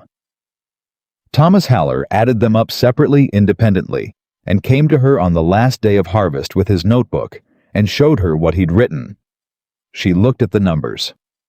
"That's right," she said. "I checked it 3 times," he said. She looked at it again. "That's—" "Yes, ma'am," he said with the careful expression of a young man who understood that the woman he was talking to needed a moment with the information. She gave herself the moment. Then she said, "We need to talk to the contract buyers before the end of the week. I want to make sure the drying is managed right. If we rush the drying, we lose quality, and I'm not losing quality at this stage." "Yes, ma'am," Thomas said, writing it down. "And I want Pruitt to look at the channel before winter sets in. If we're going to expand the North Field next year, and I think we should, the channel needs to handle more volume." Thomas wrote that down too, and then looked up. "Miss Whitmore," he said, "are you going to take a day?"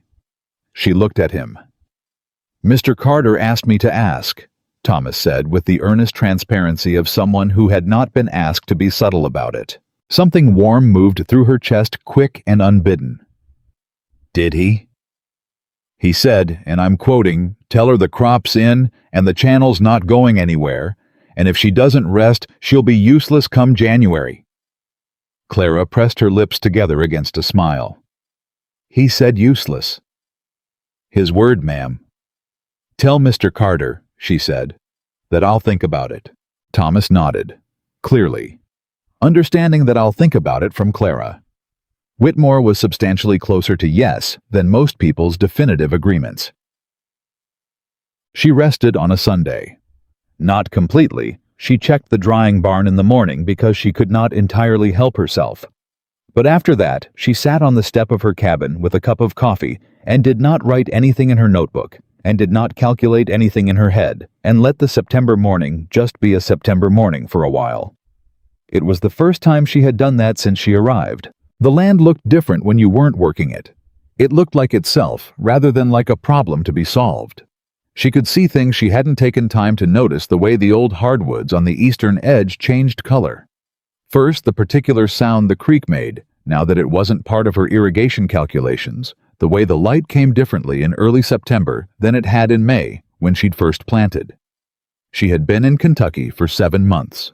She had arrived with a traveling bag and a horse and her grandmother's money and a plan that everyone except Pruitt and eventually Ruth had thought was foolish. She had a functioning farm with contracted crops and established hands and a water source that belonged entirely to her. She had a lawyer who knew her case and a neighbor who had stopped moving her fence line and a town that had, in the slow, incremental way of small towns, shifted from skeptical to something closer to respectful. She had done all of that. She sat with that fact in the September morning and let it be real the way she had been afraid to let it be real in case feeling it made her careless. It didn't make her careless. It made her feel like herself. Like the fullest version of herself she had ever been. When Carter's horse came up the lane around 10 that morning, she was not surprised. She had, if she was being honest, half expected him. He tied up at the post and came to where she was sitting and looked at her with the quick, assessing look he always had, the one that took stock of how she was actually doing as opposed to how she said she was doing. "You're resting," he said. "I checked the barn first," she admitted. "Of course you did." He didn't say it critically. He said it the way you acknowledge something fundamental about someone's character with acceptance rather than judgment. He sat down on the step beside her, not close enough to be presumptuous, close enough to be present. "Greer told me the final numbers," he said, and he said it's the best first-year hemp harvest he's seen in 15 years of working Kentucky fields. Carter looked out at her land. "He's not a man who says things he doesn't mean." "No," Clara agreed. "He isn't." They were quiet for the moment.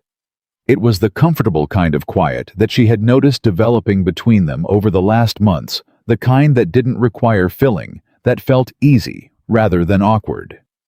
She had not had that with many people. She had had it with her father occasionally. She had thought once that she might have it with Edward. But looking back, she understood that what she'd had with Edward was the performance of ease, which was a different and considerably more exhausting thing. "Can I ask you something?" Carter said. "You can always ask," she said. "I reserve the right not to answer." "Fair." He turned his hat in his hands, a habit she'd noticed he had when he was thinking carefully about words. "The man in Harlan, at the market." She had wondered when he'd come back to this. "Edward Calloway," she said. "I didn't ask for the name."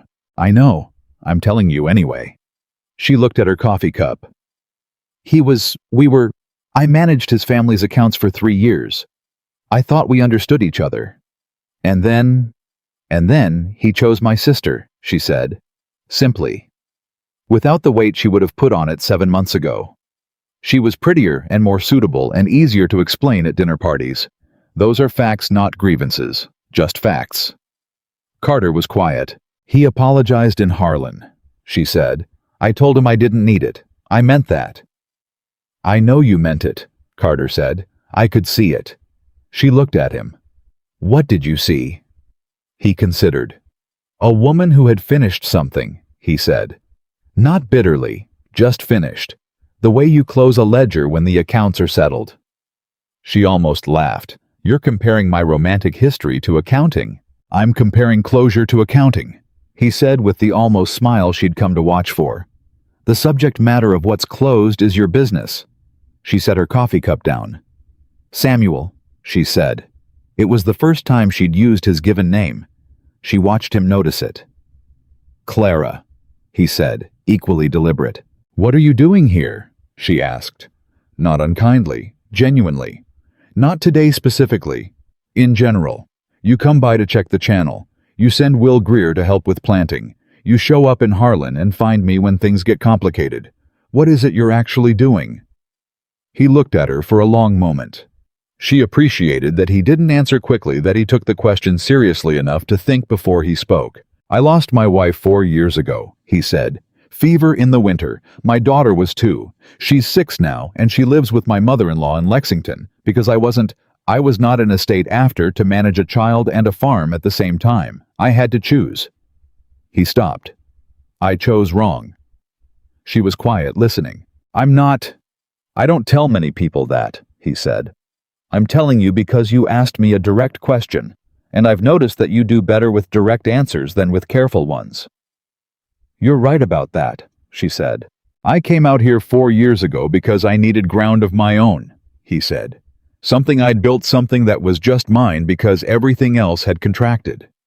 Gotten smaller. He looked at her land.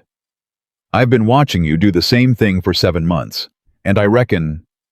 He paused. I reckon I recognize it. What you're doing. Why you're doing it. And I find that I don't want to stop being around it. Clara looked at her hands.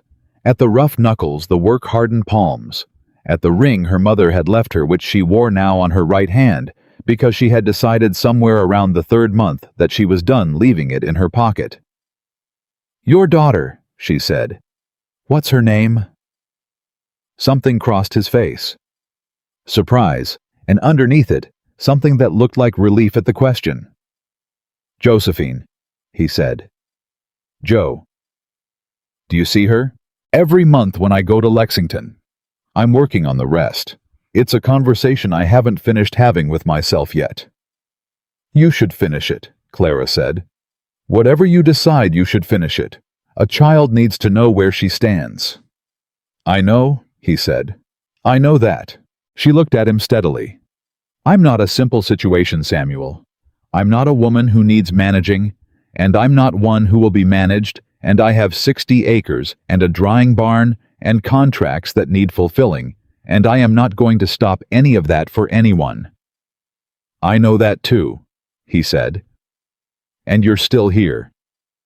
I'm still here, he agreed. She picked up her coffee cup. It had gone cold, but she drank from it anyway. Come back Thursday, she said. I'm meeting with the contract buyers, and I could use a second opinion on the pricing. You know what the hemp market is doing better than I do. He looked at her, the almost smile again, more complete this time. Is that all? He said. That's all I'm prepared to say out loud on a Sunday morning, she said. Thursday. He stood, put his hat on, and touched the brim. Thursday, he said. She watched him ride down her lane and turn onto the county road, and she sat in the September morning with her cold coffee and her working farm, and the particular warmth of something that had been building for months and had just now been acknowledged between two people who both took their time with things that mattered. Thursday came. The meeting with the contract buyers went well, better than well. Carter sat beside her at Graves's table and said almost nothing. But when the lead buyer, a man named Whitfield from a textile operation in Lexington, tried to revise the pricing downward based on a claim about market conditions, Carter looked at him with the patient expression of a man who had also been watching market conditions and said, "That number is 2 weeks old. Current price is 8% higher. I checked yesterday." Whitfield looked at Carter, looked at Clara, revised his number.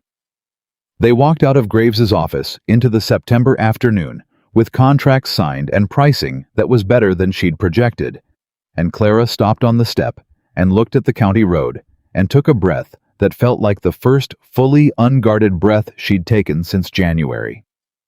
"Thank you," she said. "You had him," Carter said. "I just confirmed the number." "You confirmed the number at exactly the right moment. He shrugged, which was his way of accepting thanks without making a production of it. She had learned that about him. "What now?" he said. "Now I pay my hands their bonuses," she said, "and I start planning next year." "Always planning," he said. "Always," she agreed. She looked at him. "Come to dinner Saturday. Bring whoever you'd like to bring."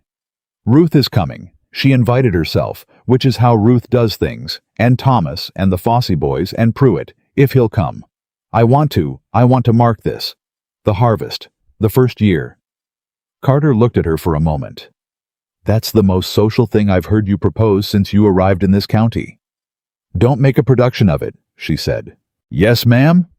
he said with a gravity that was not quite a smile, but was adjacent to one.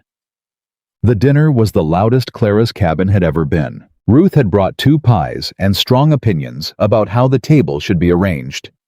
The Foss brothers ate enough for 4 people each and said almost nothing except in the communal language of young men who are comfortable the shorthand of jokes half-finished and references that assumed shared history. Thomas Holler turned out to have a gift for storytelling that none of them had known about, and he held the table with the story of the first time he'd tried to help restake the Northfield fence, and had instead spent an afternoon pulling the same post out of the same patch of soft ground 4 times in a row, before Clem had looked at him and said in complete seriousness, "Try a different spot, Thomas." Pruitt came, which surprised her. She had half expected he wouldn't, that he was too self-contained for the kind of gathering that involved noise and company. But he sat at the corner of the table and ate steadily, and said little, and once, when Ruth said something dry about the county magistrate that had the table laughing, he made a sound that was definitively a laugh, and looked around as if mildly surprised to find himself making it. Carter sat across from her. He didn't say much through dinner. That was his way to watch and listen more than he talked in a crowd. But he was present in the way she had come to recognize with the quality of attention that made you feel that the room you were both in was being genuinely inhabited rather than simply occupied. Once, when she got up to get more bread from the board by the fire and came back to find the conversation had moved to something that was making Ruth perform magnificent theatrical outrage. He caught her eye across the table, and the almost smile was there fully present, and she felt the warmth of it all the way through dinner and after. When people started to leave the Fossey brothers first, then Thomas, then Pruitt, with a brief nod that contained more gratitude than most people's speeches, Ruth was the last to go, and she went with the particular deliberateness of a woman who was leaving 2 people alone on purpose and wanted them both to know she knew what she was doing. "Lovely evening," Ruth said to Clara in the doorway, and then to Carter with the serene directness that was her greatest weapon. "Good night, Samuel." "Good night, Ruth," Carter said in a tone that acknowledged exactly what she was doing. Ruth smiled satisfied and left. The cabin was quiet. Carter helped her clear the table without being asked, which she noted and did not comment on. They worked in a companionable efficiency, him moving things to the board, her organizing what needed putting away, and it occurred to her that this was also a kind of ease she had not had with many people. The ease of shared work in a small space without requiring conversation to fill it. When the table was cleared, he picked up his coat from the peg by the door. "Good harvest, Clara," he said. "Good year," she said. "The next one will be better," he said. "You know what you're doing now, not that you didn't before." "I know what you mean," she said. He stood at the door, coat in hand, and looked at her. There was something in his face that she recognized from the moments when he was deciding whether to say the careful thing or the true one. "Joe's coming to visit next month," he said. "I wrote to my mother-in-law. She agreed." He paused. "I thought you should know, in case I don't know exactly what I thought. I just thought you should know." Clara held on to that for a moment. He had written the letter. He had finished the conversation with himself. "I'd like to meet her," she said. "If that's appropriate, when it's right." He looked at her steadily. "I reckon it might be," he said. "In time." "In time?" she agreed. He put on his coat. He opened the door, and the cool September night came in, and she could smell the faint dry grass scent of the harvested fields and the night air off the ridge, and it smelled like her land, and she had not gotten used to that yet, the way it smelled like hers. He paused in the doorway. "Clara," he said, "for what it's worth, what you've done here this year. What you've built, in the time you've been here." He shook his head slightly as if looking for words he didn't usually need. "It's worth saying out loud, I think, that it's something." She looked at him. "It is something," she said. Not modestly, not grandly, just accurately. He nodded. "Good night," he said. "Good night, Samuel." He left. She heard his horse on the lane, and then the sound of it faded toward the county road, and the cabin was quiet and warm from the evening's company, and the fire was burning down to good coals. She sat at her table, the table where she had eaten alone for 6 months, and had tonight eaten with people who had showed up and worked alongside her and stayed, and she opened her notebook and wrote the year's final numbers in a clean column. At the bottom, she wrote the total. She looked at it for a long time. Then she closed the notebook and went to bed, and she slept without dreaming the deep, uncomplicated sleep of a woman who had earned what she had and knew it, and whose tomorrow was already waiting full of work she had chosen for herself. 3 weeks later, Amelia arrived. Clara was in the equipment shed when Thomas came to find her, and the expression on his face told her before he said anything that this was not ordinary. "There's a woman at the gate," he said. "She says she's your sister."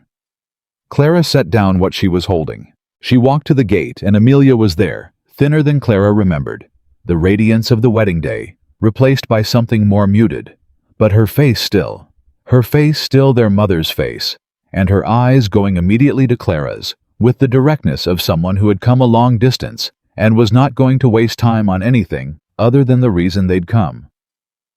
"I should have written first," Amelia said. "I know I should have written." "You're here now," Clara said. "Come inside." She put Amelia in the cabin and made coffee and let her sister collect herself, which took a few minutes and involved Amelia looking around the cabin with the expression of someone seeing something they didn't have words for. "You built this," Amelia said. "Not the cabin itself, the whole of it." She meant the whole of it. "I built this," Clara said. Amelia wrapped both hands around her coffee cup. She was quiet for a moment that had weight to it. "Edward lost the south parcel," she said. "It's been sold. The debts were more than I knew. Then he told me." She stopped. "I don't think he lied to me exactly. I think he didn't know how bad it was until it was very bad." "No," Clara said. "He doesn't look at numbers clearly when they scare him. He never has." Amelia looked at her. "You knew, I suspected, when I was keeping the books." "Why didn't you—" Amelia stopped herself. She understood why Clara could see it. She was not a foolish woman. She had simply been in a position where knowing a thing and acting on it were very far apart. "What are you going to do?" Clara said. "I don't know," Amelia said, which was the most honest thing her sister had ever said to her. "I came because—" she faltered. "I don't entirely know why I came. I think I came because you're the person I know who figures things out. And I thought—" "Amelia," Clara said, "I know I don't have the right to ask." "Amelia," Clara said again more gently, "you're my sister. You always have the right to ask." Amelia looked at her with an expression that Clara recognized from their childhood, before everything, before Edward, before the ways the world had separated them, that particular look of a younger sister, who had always been underneath the prettiness and the ease, a little afraid of being left behind. "I don't know what I'm doing," Amelia said. "I know you always knew what you were doing even when you didn't say so. I didn't understand what that was worth, Clara. Not until I didn't have it anymore."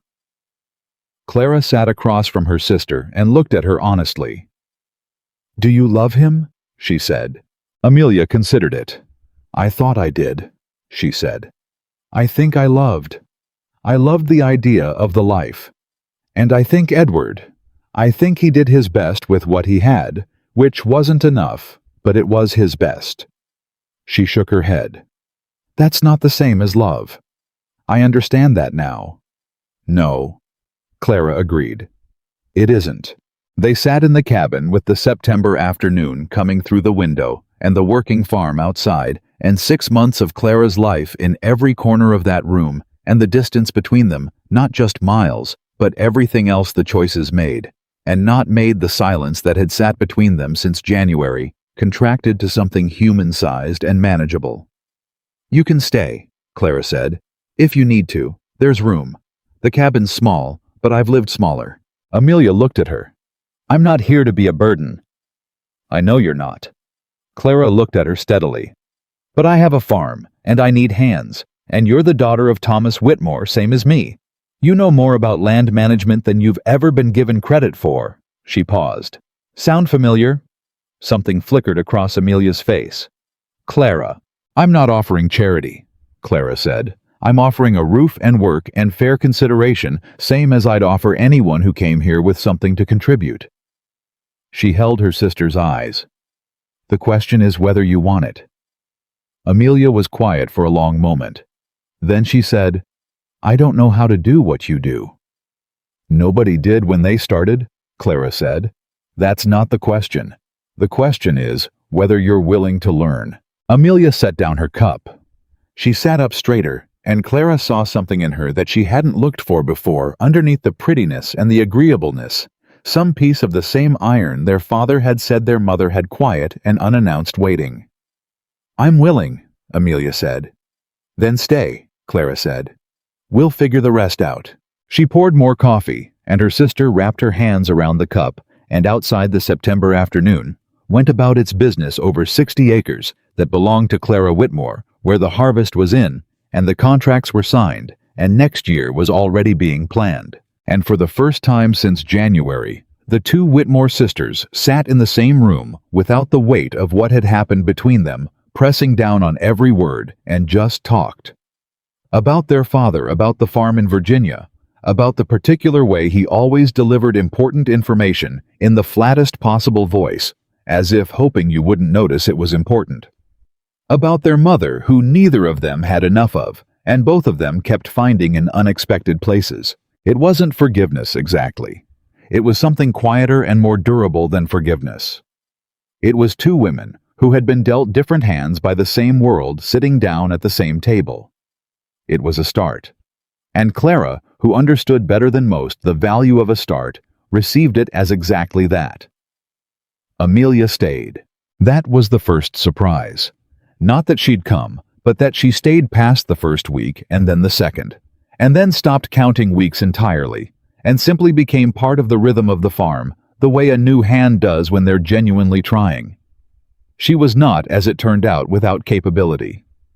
Clara had always known that abstractly, the way you know things about people you've grown up with but never quite tested. What she hadn't known was the particular way Amelia's capability expressed itself not in numbers and plans, the way Clara's did, but in people. Amelia talked to the hands and they talked back. She remembered what Clem had said about his mother 3 weeks ago and asked after it. She noticed when Thomas was running low on something before he noticed himself and mentioned it quietly without making an occasion of it. "She's good with people," Ruth said one afternoon, watching Amelia help Thomas sort through the drying barn inventory with the ease of someone who genuinely enjoyed the company of the work. "She always was," Clara said. "You say that like it's a small thing." "I say it like it's the thing she was always given credit for, which meant nobody thought to look for the rest of it." Ruth looked at her sideways. "Including you." Clara was quiet for a moment. "Including me," she admitted. It was one of the harder things she'd learned that fall, that being overlooked and overlooking someone else were not mutually exclusive. That you could be a woman who saw clearly in most directions and still have a blind spot shaped exactly like your younger sister. She was working on it. Carter met Joe on a Thursday afternoon in October. He had brought her from Lexington himself 2 days on the road, which Clara understood was both a practical decision and a symbolic one, the act of a man who was done outsourcing the hard things to geography. He arrived with a 6-year-old girl on the saddle in front of him, who had his coloring and what appeared to be a complete independence of spirit that had not come from him alone. Joe looked at Clara's farm with the frank assessing gaze of a child who had not yet learned to hide her opinions. "It's big," she said. 60 acres, Clara said. "Daddy has 300. "I know," Clara said. "I started with 60. Joe considered this. Why? Because 60 was what I could afford and afford to manage correctly. 300 that's managed badly is worth less than 60 that's managed well. Joe looked at her, 6 years old, and looking at her with the quality of a person deciding whether to take information seriously. "Daddy says you're smart," she said. "Your daddy's generous," Clara said. "He doesn't say it about many people," Joe said, which had the sound of a fact rather than flattery. "He said you figured out how to beat the man with the dam without fighting him." "I found another way around," Clara said. "That's what Daddy said." Joe looked at the barn. "Can I see the hemp?" "It's dried and baled now. Not much to see." "Can I see it anyway?" "You can see it anyway," Clara said. She walked Joe through the drying barn while Carter stood at the edge of the yard and watched with the expression of a man who was holding something careful and fragile and trying not to show how carefully he was holding it. Amelia, who had come out of the cabin when they'd arrived and had the good instincts to read the room, brought Carter a cup of coffee and talked to him about something inconsequential and gave Clara and Joe the space to be in the barn without an audience. Joe ran her hand along the surface of the nearest bale and then looked up. "Miss Whitmore," she said. "Yes." "Are you and my daddy friends?" Clara looked at her. At the directness of the question, Carter's directness unmistakably delivered in a 6-year-old's voice without any of the management adults put around difficult questions. "We are," Clara said. "We've been friends for most of the year." "Is that all?" Joe said. The barn was very quiet for a moment. "That's what we are right now," Clara said carefully, but not dishonestly. "What comes next is something I reckon we'll figure out as we go." Joe looked at her for a long moment with those assessing eyes. Then she said, "I like your barn," and went back to examining the bales, and that appeared to be the end of the interrogation. Clara walked back out into the October afternoon with a 6-year-old's provisional approval and the warm weight of Carter's eyes finding her the moment she came through the barn door. She didn't say anything. Neither did he. But something passed between them over the yard, something acknowledged, something that didn't need words yet, but that was there, solid and real, like ground that had been worked until it held. The trouble that came in November arrived without warning, the way serious trouble usually does. It came in the form of a letter, not to Clara, but to Graves from a legal firm in Richmond. Graves brought it to her himself on a Monday morning, which told her before she read it that it was not something he wanted to discuss in his office with other clients coming and going. She read it at her kitchen table while Graves sat across from her and watched her face. The letter was from a firm representing a man named Harlan Delaney, a nephew of the original Marcus Delaney, the former owner of her land, who was claiming that the original sale of the Delaney tract had been conducted improperly. The claim was specific that Marcus Delaney had been of diminished mental capacity at the time of the sale, that the land had been sold below fair value, under circumstances that amounted to exploitation of an elderly man, and that the sale should therefore be voided. Clara set the letter down. "He's claiming Marcus wasn't competent," she said. "Yes," Graves said. "Is there any basis for it?" Graves pressed his lips together, which was his version of reluctance. Marcus Delaney was 78 at the time of the sale. He was not at his sharpest from what people in the county recall, but that is a significant distance from legally incompetent. "Who is Harlan Delaney?" "Marcus's nephew. Lives in Richmond. Never came to visit the land in the 30 years Marcus owned it from what I can determine." Clara looked at the letter. "He's waited until the first harvest," she said. "He let me invest everything into this land, do a year's worth of work, prove its value, and now he's coming to claim it." "That's yes," Graves said. "That is the shape of it." He thought the land was worthless when I bought it," she said. He didn't bother then. Now he knows it isn't. That would be my read, Graves said. She stood up and went to the window. Not to look at anything specific, just to stand somewhere other than directly in front of that letter for a moment. She thought about the spring Pruitt had found.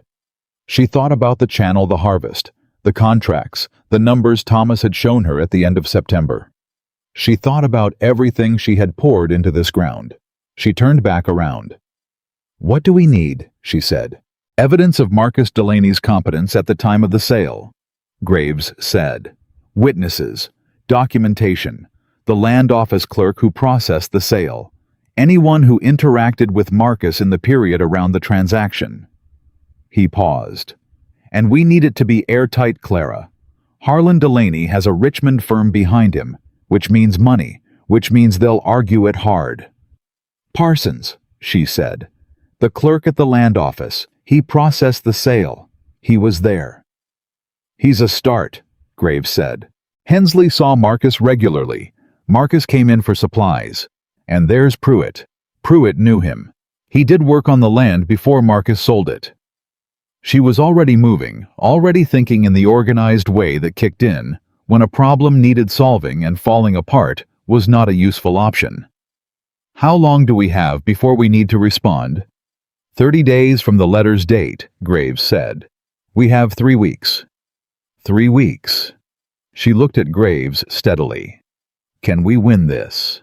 Graves looked at her with the careful honesty she valued in him. "With the right witnesses and the right documentation, yes. I believe we can." He paused. "But I want you to be prepared for the fact that Harlan Delaney may be betting you won't have the resources to fight it properly. A woman alone first year already stretched from the build-out that might be what he's calculating." "Then he's calculating wrong," Clara said. "Get me the filing. I'll have Parsons at your office by end of week." She told Carter that evening. Not because she needed him to fix it, she was clear in her own mind about that, had learned through months of careful self-examination the difference between sharing a difficulty with someone you trusted and handing it to them to carry.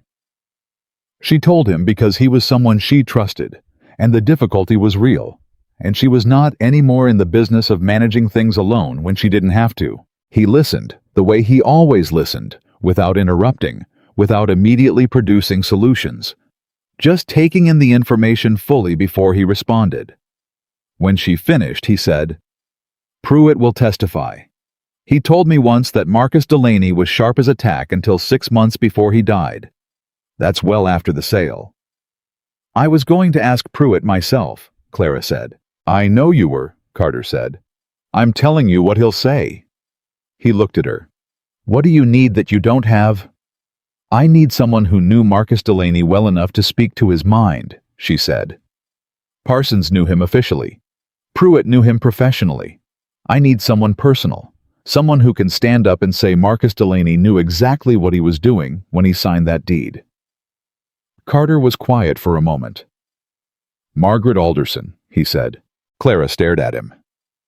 "Gerald Alderson's wife?" "His mother," Carter said. "She's 80 years old and lives with Gerald on the main property. She and Marcus Delaney were children together in this county. They were, from what Ruth told me once, they were close years ago before she married Alderson's father." He paused. "If anyone knew Marcus's mind in his last years, it's Margaret. Gerald Alderson will never let his mother—" "Gerald Alderson," Carter said, "has no legal authority over what his 80-year-old mother chooses to say." He looked at her. "The question is whether Margaret would be willing, and the way to find that out is to ask her." Clara looked at him. "You want me to go to the Alderson property and ask Gerald Alderson's mother to testify on my behalf?" "I want to go with you," he said. "But yes, that's what I think you should do." She thought about Gerald Alderson, who had moved her fence and dammed her creek, and recalculated only when the cost became too high. She thought about asking anything of his household.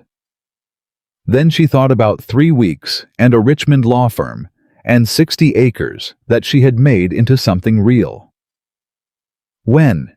she said. "Tomorrow morning," Carter said, "before you have time to talk yourself out of it." She almost laughed. You know me well enough to know I'd talk myself out of it. I know you well enough to know you think things through so thoroughly that sometimes thoroughness becomes hesitation, he said. Tomorrow morning. Tomorrow morning, she agreed. Margaret Alderson was not what Clara expected. She was small and sharp-eyed, and sat in a chair by the window of the Alderson house, with the self-possession of a woman who had outlived most of the things that were supposed to define her, and had arrived at a point where she did exactly as she pleased. Gerald had met them at the door with an expression that moved through several emotions in quick succession: surprise, suspicion, hostility, before settling on something closer to wary calculation when he saw Carter beside Clara. "Mr. Carter," he said. "Gerald," Carter said, "we're here to see your mother." "My mother isn't—" "Samuel." Margaret's voice came from the interior of the house, clear and carrying. "Is that you? Bring whoever you've got with you and come in. Gerald, move." Gerald moved. Margaret looked at Clara with the frank appraisal of someone who had seen too much to bother with social preliminaries. "You're the Whitmore girl," she said, "the one who made Gerald put that fence back." "Yes, ma'am," Clara said. "Sit down," Margaret said. "Gerald, leave us." Gerald looked at his mother. He looked at Carter. He left. Clara sat across from Margaret Alderson and explained the situation directly, without softening or managing it, because she had the strong instinct that this woman would see through management the way good drainage sees through poor soil. When she finished, Margaret was quiet for a moment. "Harlan Delaney," she said with a tone that communicated a complete assessment of Harlan Delaney's character in 2 words. "He never came to see Marcus once in 30 years. Not once. Christmas illness, nothing. And now the land's worth something, and he's in Richmond with lawyers." She looked at Clara. "Marcus Delaney sold you that land because he wanted it to go to someone who would work it," she said. "He told me so. He said, 'Margaret, I'm going to sell to that Virginia woman because she's the only one who looked at it and saw what it could be instead of what it was.' Those were his words. 3 days before the sale." Clara held very still. "He was sharp as he ever was," Margaret said. "I knew Marcus Delaney for 70 years, young woman. His body was failing him. His mind was not." She looked at Graves. "I'll come to your office. I'll say what I just said under whatever oath you require, and I'll say it in front of Harlan Delaney's Richmond lawyers if I have to." Her eyes moved back to Clara, clear and direct. "Marcus made a decision with a sound mind. I will not let a man who never visited his uncle claim otherwise from behind a lawyer's letter," Clara said. "Mrs. Alderson, I thank you." Margaret waved the gratitude away. "I'm not doing it for you," she said plainly. "I'm doing it because Marcus was my friend for 70 years, and he deserves to have his decisions respected." She paused. "The fact that his decision appears to have been a good one is coincidental." Carter from beside Clara made a sound that was definitively a suppressed laugh. Margaret looked at him. "You may laugh, Samuel. It's all right." He laughed.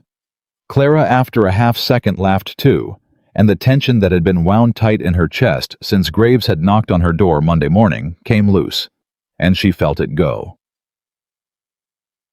The legal challenge collapsed inside 2 weeks. Margaret Alderson's testimony given in Graves's office on a Wednesday morning, with the serenity of a woman who had absolutely nothing to prove to anyone, and knew it, combined with Parsons's documentation and Pruitt's account of Marcus's thinking, in the months before the sale, produced a case that the Richmond firm's representative, a young man named Fielding, who had clearly expected less organized opposition, looked at with the expression of someone recalculating their situation. He asked for a continuance.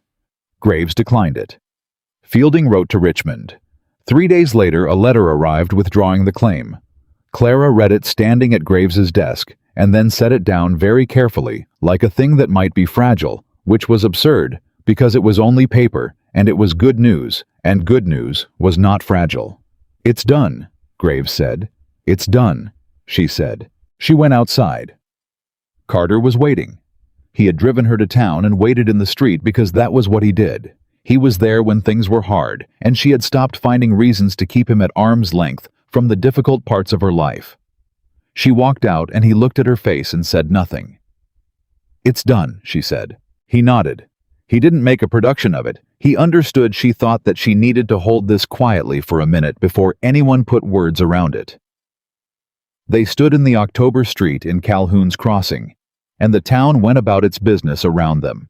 And she stood with the knowledge that her land was hers, uncontested, legally solid built, and paid for, and defended. "Samuel," she said. "Yeah," he said. "I need to tell you something." He waited.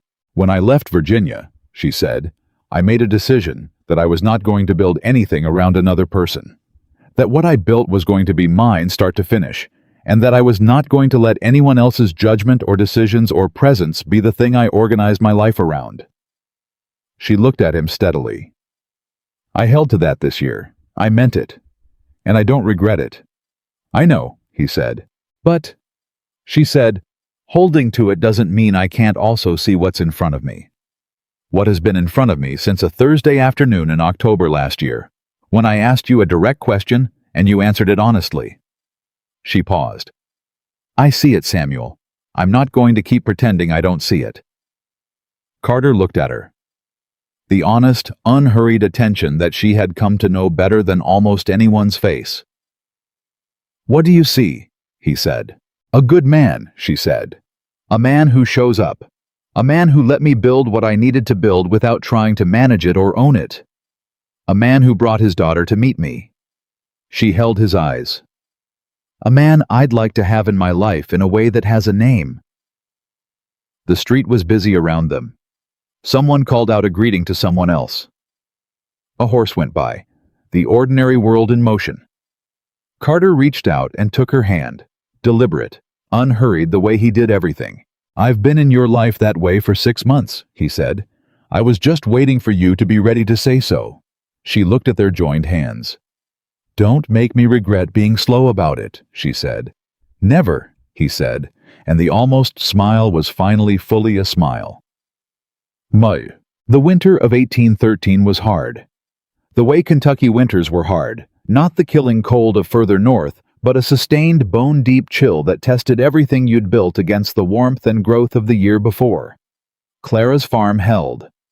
The drying barn held the heat better than she'd expected. Clem had winterized the equipment shed in November without being asked.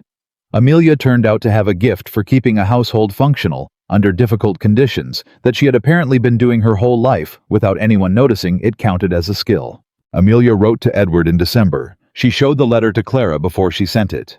Clara read it. It was short, direct, and kind, in the particular way of a woman who had thought carefully about what she owed a man who had done his imperfect best. She told him she was well. She told him she was working. She told him she did not blame him, which was true, and that she needed more time, which was also true, and that she hoped he was managing the remaining property, as well as could be managed, which was the diplomatic version of, "I hope you're learning from your mistakes." "Is it what you want to say?" Clara asked, handing it back. "It's true," Amelia said. "I decided true was what I could manage right now."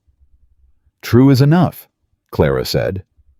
Amelia sent the letter, and they didn't talk about it further, and that was the right call. Joe came back at Christmas. Carter had told Clara in advance, and Clara had talked to Amelia, and Amelia had done something that Clara would not have thought to do.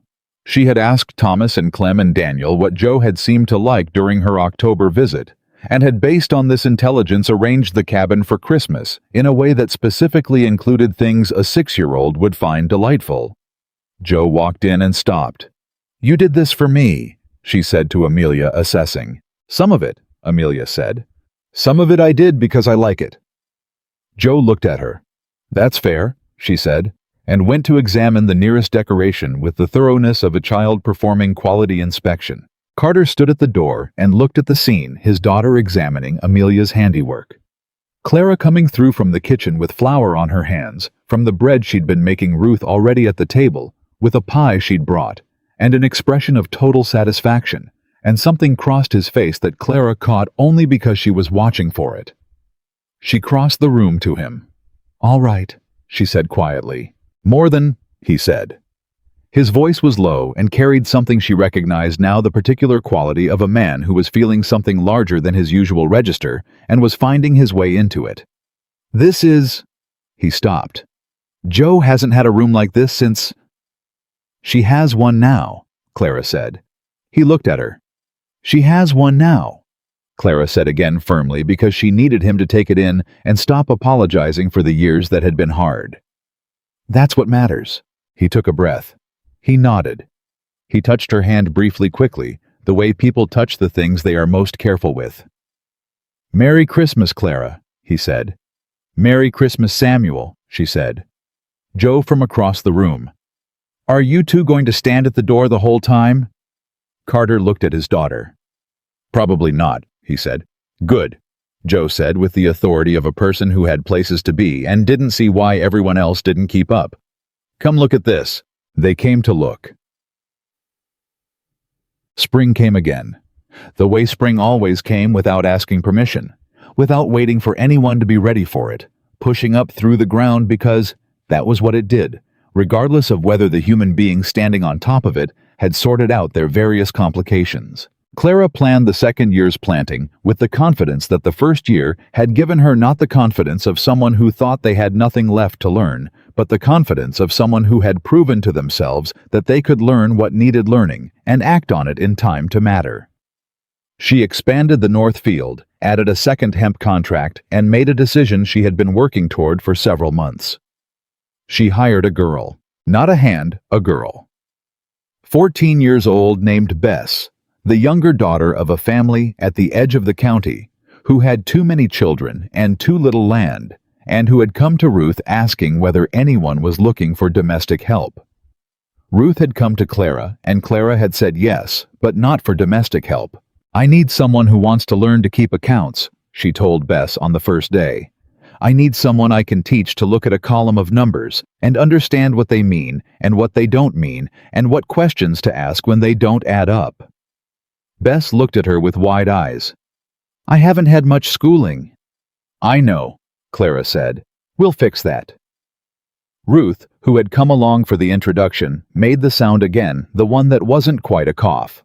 Bess turned out to be quick with numbers, in the way some people are quick, not learned, but instinctive, the way Clara herself had been at that age. She made mistakes and corrected them without being told twice. She asked questions that were, for a 14-year-old, with limited formal education, surprisingly precise. At the end of the first month, Clara showed her the full year's accounts from the previous harvest. Bess looked at them for a long time. Then she looked up. You did all this in 1 year. We did, Clara said. All of us together. But you planned it. I planned it, Clara said. That's what I'm teaching you to do.